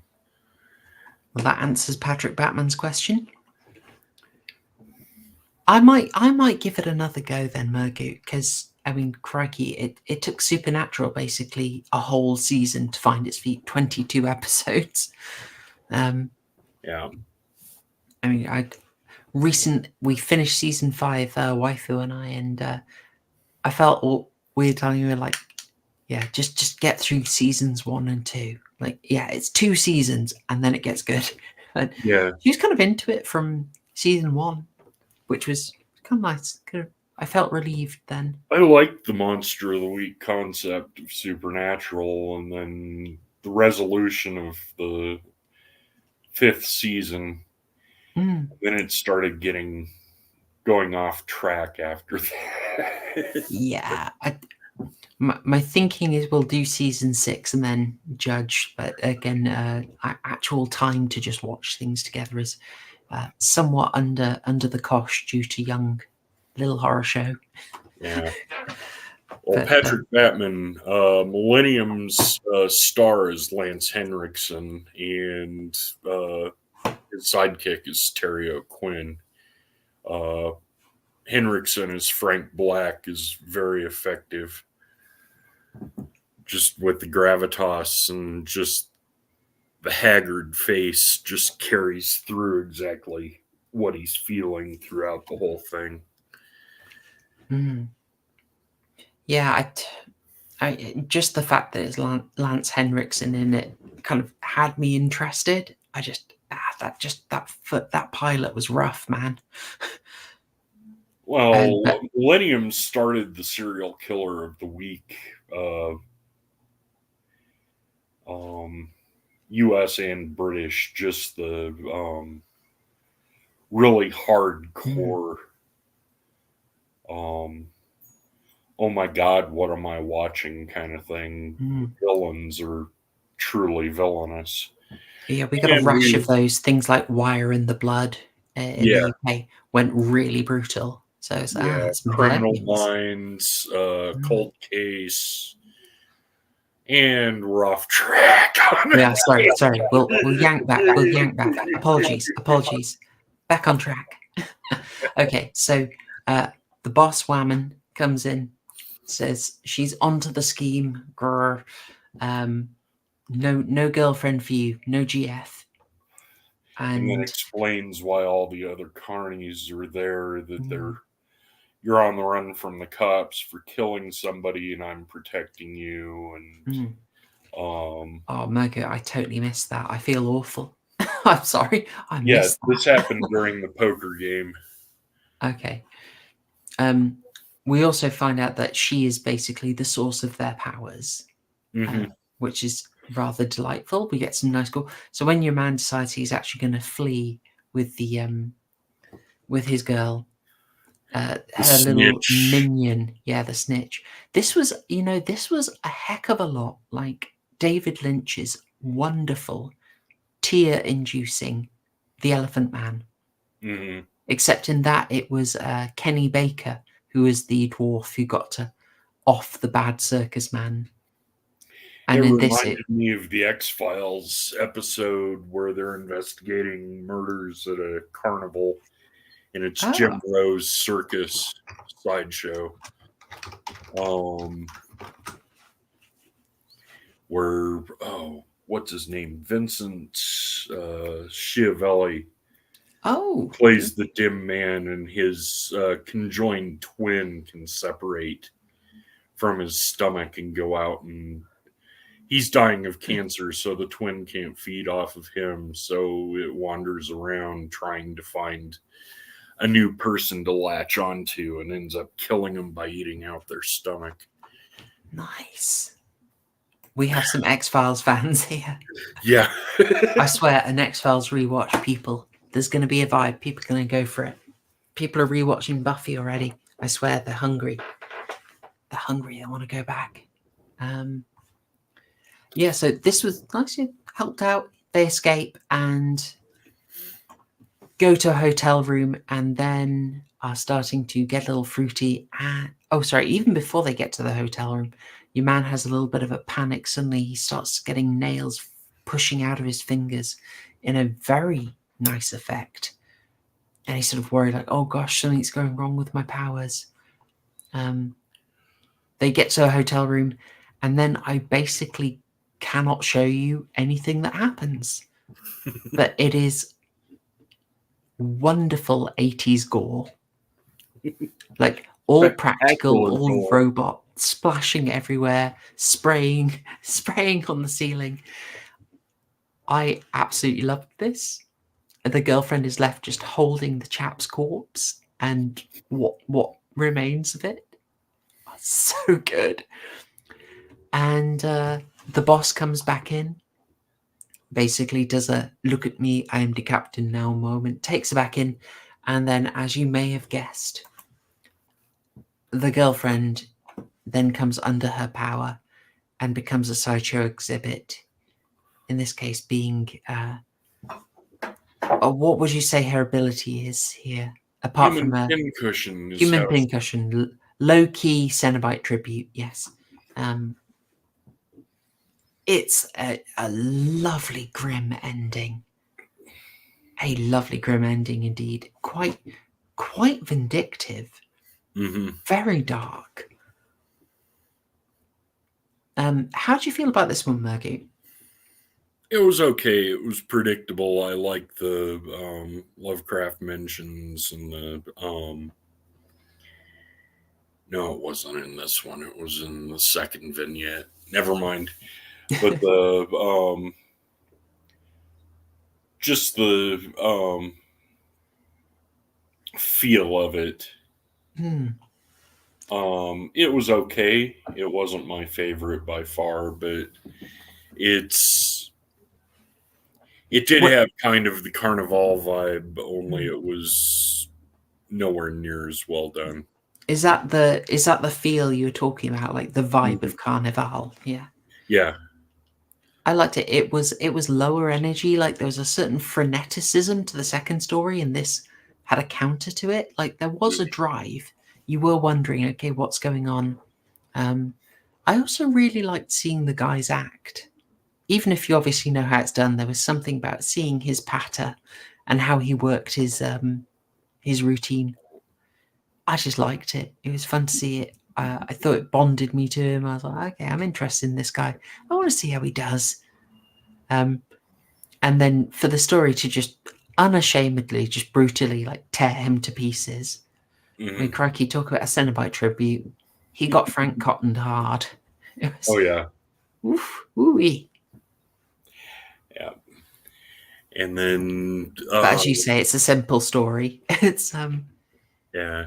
And then it switches over to Mr. White and Beth, the reporter, and it's. I went for this screen cap. I thought you might like it. Oh yeah, that's great. Yeah. But just here's the origin of Oldfield, and it opens up to four Union soldiers marching through, trying to find their way. And they run into some Confederate soldiers, and hold on, we surrender, and they end up getting shot, and the Confederates do, and they take over the camp, and they find the newspaper clipping that, oh, the war is over. No, just sorry, Murgot, confirming for us Britbongs and beyond, that is the Confederates in the dark uniform. No, Union is in the dark uniform. Confederates are in the butternut gray. You got to remember, we check. We don't get taught this. We don't have the association in our brain. Yeah. Is that kind of nice though? That it's mentally? I just always thought, I assumed they were Confederate. No. I know a lot of you are probably groaning at that. You have to remember, Britbongs, we learn nothing about the Civil War, the US Civil War. Yeah. I mean, we don't learn about our own Civil War, crikey. Honestly, the state, I won't talk about British schools. I'm going to restrain myself. But is that kind of, kind of a nice thing that it wasn't the Confederates doing the evil thing automatically? That's kind of yes. I see that as a step up, Well, it's sort of, kind of. No? Oh, okay. I'll take it. The war is over. I'm going home. No, you're not. You're deserting. Bam. And the one good guy Union soldier's dead there, and they keep marching. And they find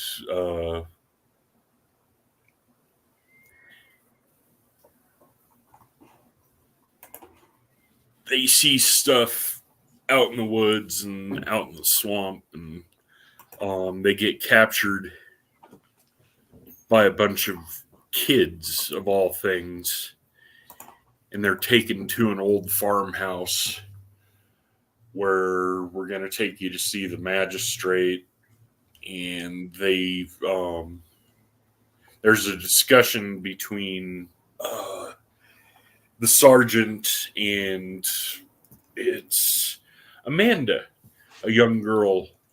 Yeah, I saved this. This scene was interesting. Yeah. And it's my daughter was named Amanda too. He's trying to trick her to get her to help him escape. And I don't remember if it's her or another girl who they end up killing off one of the Union soldiers and take out his eye and place it. Yeah, it's her that the leader tries to place it in her eyeball, but then I don't know if it works or not. If it's just maybe children's logic that would work. Don't know. That's the thing. It was a bit confusing, to be honest, because she keeps a patch on afterwards. Yeah. So I assume it just didn't work, and it was children's logic rather than twisted magic. Yeah, it's still creepy as all get out. Oh, totally. Well, it gets very shortly followed by this, where the guy is like, "Yeah, well, I have a daughter called Amanda," and then he starts, what's the phrase? Macking on her. He introduces her to K-Flex, is the art of macking. Yes, they do, Patrick Batman. They do mention Sherman's March to the Sea, even though they didn't go through Tennessee. But can you spell out the relevance of that to us Britbongs?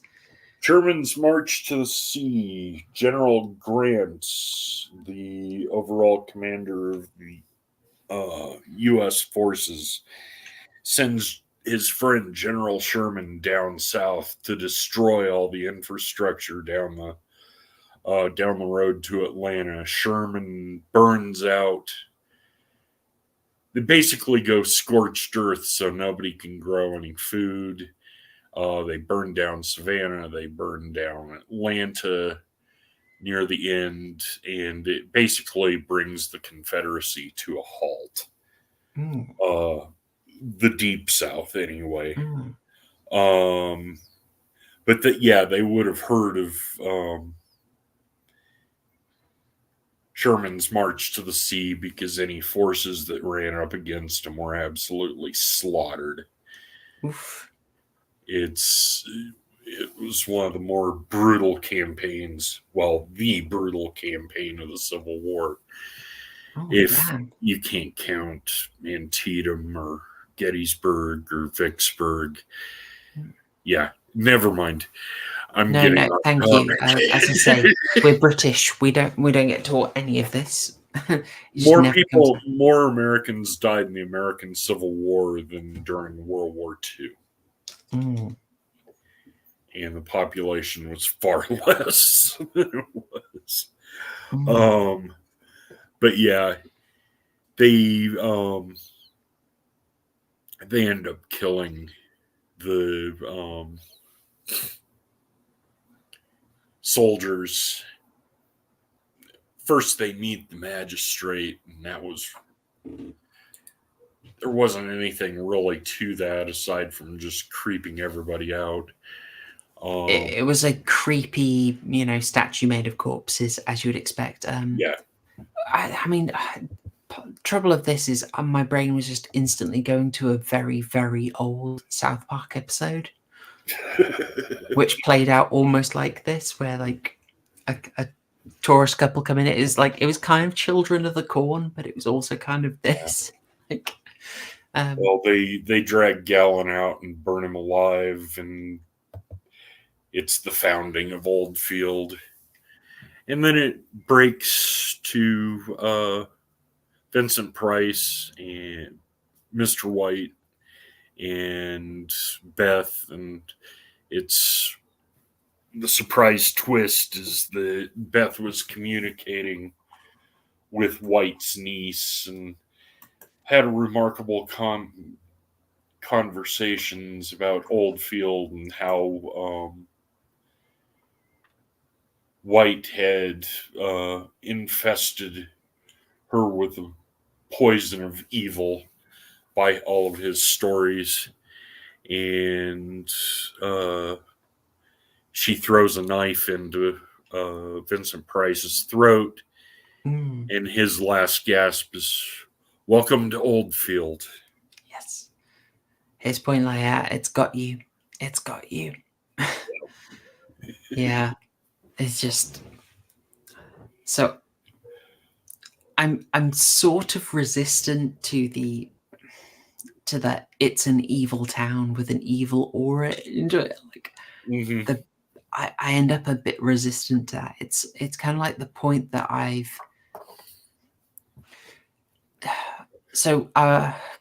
when I was recording the Kubrick episode on The Shining with the Lotus Eaters. We went long. I've raised it there, like the difference between intrinsic and extrinsic horror. Like, is the evil in the people, or is it in something else? Is it like a cursed necklace, an evil hotel, an evil lampshade, sort of thing? And it feels a bit more forgivable when it's the level of a town, but it's still kind of an extrinsic horror that I feel, I don't know.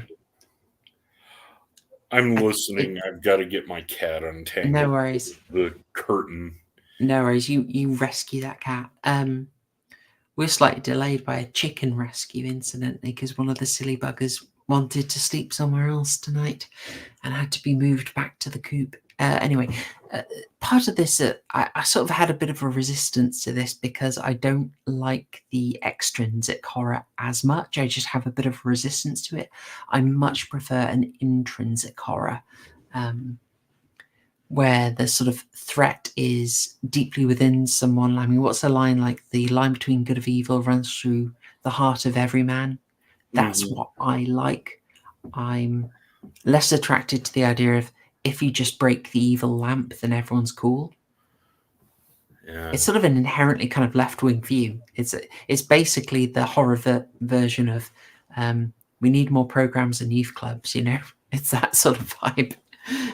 If it wasn't for that, this is more folk horror that where you live, where you grew up, can poison you, and the extrinsic becomes intrinsic after a while.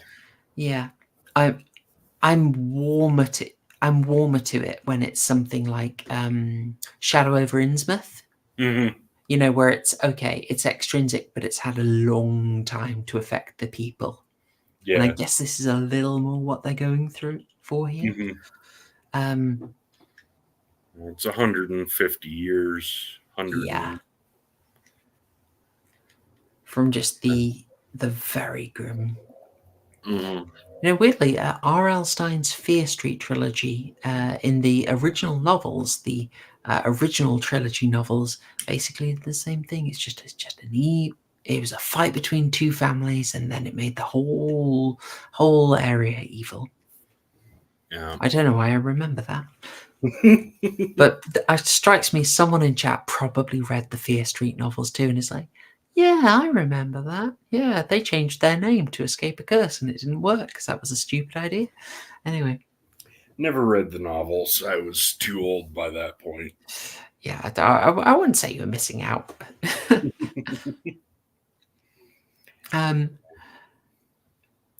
How does this do as a framing basis? It's fine. It's fine for this, basically. We do just want a framing device for our story, and tying it all the way back to something like the Civil War is kind of an interesting idea. It's a bit more of a challenge than other cases. Yeah. If something comes to mind is Amicus's The House That Dripped Blood, where it's just literally, well, the house is evil, and it gives you a nightmare tailored to you. But that was an ingenious way for them to just reuse the same house set over and over for every single story. Genius. Yeah, it's an average frame story. Vincent Price brings the class, and it is an interesting concept that it all goes back to the Civil War and the children of killed veterans consecrate the town to the magistrate. It's an interesting concept. They could have removed the first story, and just expanded more on the town itself and just the overall creepiness. But I think it was budgetary. Yeah, I mean, Clue Gallagher would have been a bit more expensive. Yeah, ditch it. I tell you, 3 stories. That is a golden number for an anthology. You can flesh things out a bit, because I just feel like we could have done with a little bit more. It made me wonder. I just kept expecting Martine Beswick's character to have something more going on. But I was thrown off by the fact, no, that's literally all there is. She's just in those 2 scenes at the start. Bugged me. And the framing device, it's quite simple when we get down to it. That your woman has also been affected by the town, brought over, corrupted. It's like, I can't remember why Vincent Price wasn't affected. What was his reasoning? Basically, I didn't participate. I'm just here as a watcher. That's effectively what he said. It's not that he wasn't affected, but he was relegated to watching the horror rather than participating in it. It feels kind of suitable in a way, because Vincent Price would not have partaken in those stories. Oh yeah. But yeah, he does have to watch him. Yeah, I can understand. Yeah, it really does suit that he is so external to them. That he does. He's bringing the class to a film that otherwise does not have any. It's got to be said. And also, I totally heard that cat meow. I totally heard it. Yeah, my mom's cat, Missy. No, this is a delight. We love a cat cameo. It's all good. It's all good. Yeah. I don't know with this one, Mergu. I don't want to say it's terrible. I don't think it is. But it feels like it's a miss. Like there's decent stuff in here, but it doesn't land. Yeah, it's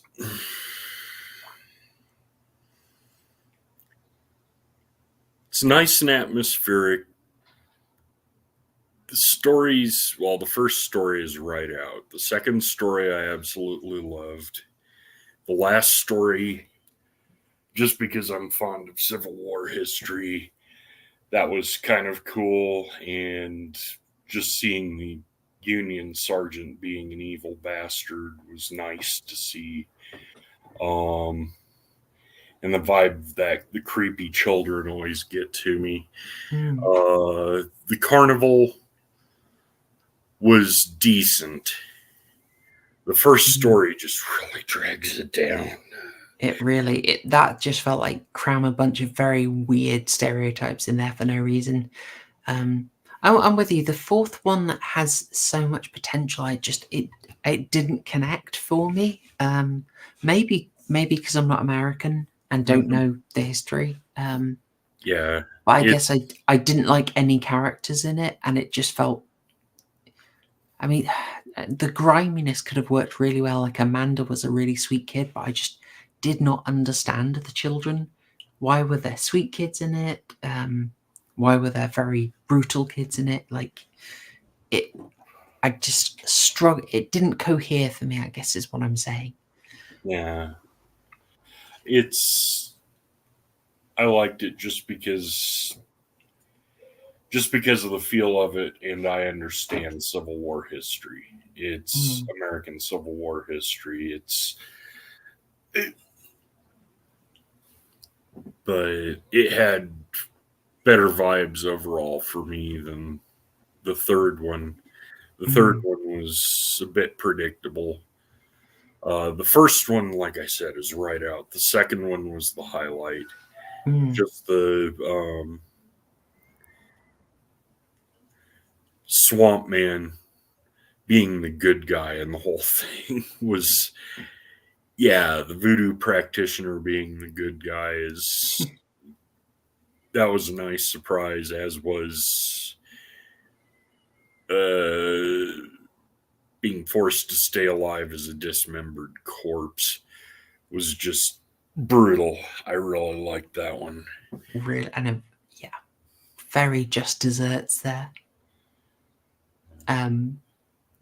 The NRAB writing here, a good summary of the sort of position on anthologies. 3 stories works with a strong wraparound framing story.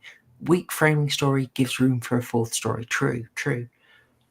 And that's it. I mean, you could have an extra 10 minutes and have your 4th story and a strong story. This is only a 96-minute film. It's not long. You can have an extra 10 minutes on that. It's fine. I would have cut it down to 82 or 83 minutes, but it would have been just fine at that. Yeah, there's nothing wrong with that. You got what you want. I'd have a little think. I would beef up that framing story, and I want to know a bit more. Why go out of their way for the Martine Beswick intro bit that didn't go anywhere? There's also, we didn't comment on it, but it's weirdly sexual, which is very odd because it's followed by the first story, which is also weirdly sexual. But when she's given the injection, she plays it in a very sort of weird sexual way. Mm-hmm. Which I was just wondering what's coming of that. No pun intended. I thought there would be more, and I would just like a little more thought about it. Yeah. Like Vincent Price, maybe he's not just running a library, he's sort of locked himself in with the knowledge. The world building didn't make sense to me. Like, could it be something like he's locked the world away and she's visited him and he's taken pity on her to try and convince it, and then she betrays him? I don't know. I just needed something a bit more. Yeah, okay. I may as well give my score. My feelings on it is one really creepy, very weak story. One average story, one decent story, and one very good story, and a weak framing device. It's nice to see Vincent Price. It's too bad that he didn't like it just because, well, overall the stories were rather brutal for his taste, especially the first one. I give it 6 burgers, lots of chunky salsa, some very weird flavored pickles, maybe some formaldehyde there. Oh, that's fair. That's fair. Just like that feels like that 6. It's barely a recommendation.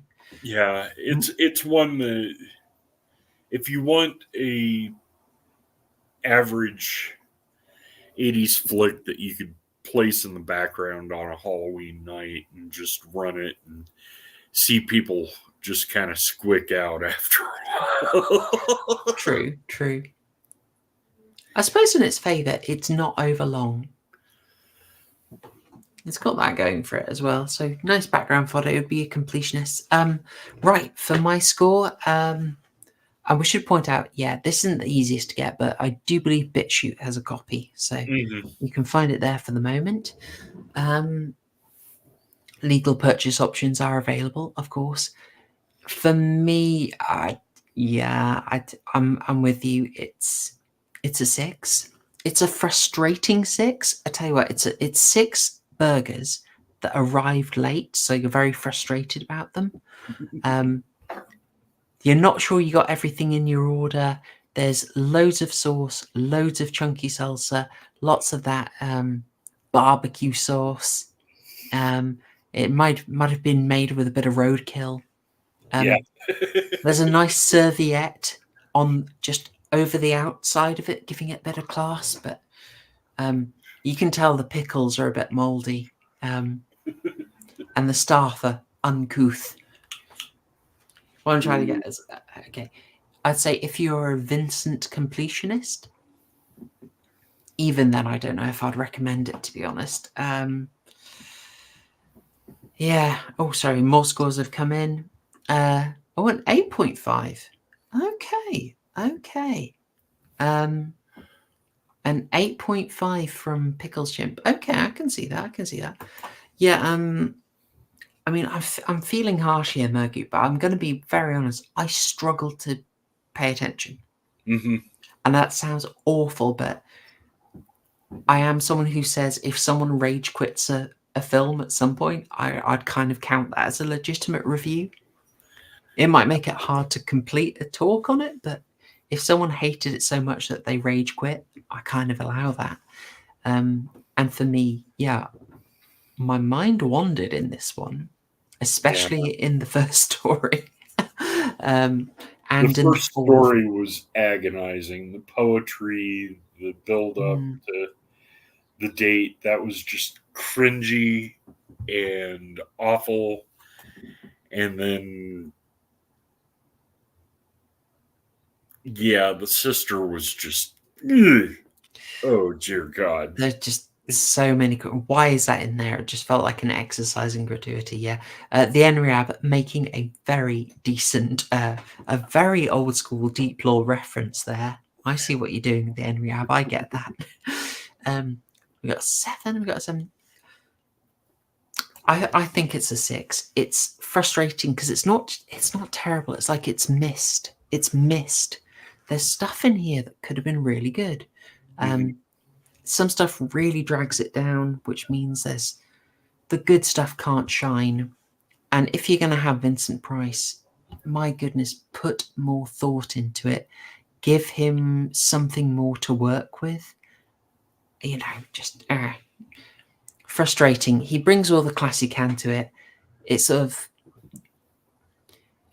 felt like a bit of a damp squib ending. Even he gets to say "Welcome to Oldfield." He sells it, but it's just the material is not there for him. But bless him, he invests in it. He raises the caliber, but it's still, for me, it's a 6. If you're wanting to do your Vincent appreciation, go back to House on Haunted Hill. Go pick up Tomb of Ligeia, Witchfinder General, obviously. Like, look around. He's. If you really want to see him chew the scenery, the abominable Dr. Phibes. Yes. Yeah. Or Theatre of Blood. We gave that such high scores. We loved Theatre of Blood. That was absolutely wonderful. Blood was brilliant. Yeah. All right. Well, yeah, okay. 6 and a 6. We seem to be under most people here, but that's okay. I'm glad you guys came out slightly in favor of it. Well, folks, we have gone longer than I expected, but we had quite a long topic section on rounding off the life of Vincent Price. Folks, I said at the start, I cannot give horror homework for definite at this point, right now, because of the scheduling for the Halloween specials, but I will announce it as soon as I can. It might be a bit of a random one while we wait for those to come in, but bear with me and I'll just let you know as soon as possible. And oh, hello. Patrick Batman coming in with £5. Thank you very much. Much appreciated, Patrick. Saying, I recommend William Friedkin's Killer Joe if you want a good Southern film. Matthew McConaughey is an absolute madman in it. I have been really curious about that. It got a bit of notoriety in it, and I remember there was a thing about Orlando Bloom, Legolas himself, starred in a stage version of it, but I didn't know if it was any good, so I'll take that as a happy recommendation. I'll definitely check it out. Cheers. Much appreciated, Patrick. Thank you very much. So yes, horror homework will be announced ASAP. This has been our review of From a Whisper to a Scream, kind of a niche one. And of course, we closed off the life of Vincent Price in our Slice of Price series. We will be back next week. Halloween special content will start to trickle in. So if you are curious about some of these extras, then now is a really great time to join as a channel member. With that said, thank you so much for spending your Thursday evening with us. Thank you if you're one of those fabulous people on the rewatches. You guys are very much appreciated. While you're here, please do leave a like. It very much helps. And I will be signing off there. Murgy, thank you so much. Thank you very much for having me, and thanks, chat, for being here. No worries. And the US history insight also really appreciated. Yeah, chat, you made it fun as well. Really great. All right, folks, I'm going to leave it there. I hope you got a lovely Friday ahead of you and a fabulous weekend beyond that. Get yourself a Vincent Price watch and do a toast to the big man. I'm going to leave it there. Thanks, y'all. Cheers. # chill gang. I'm going to say it.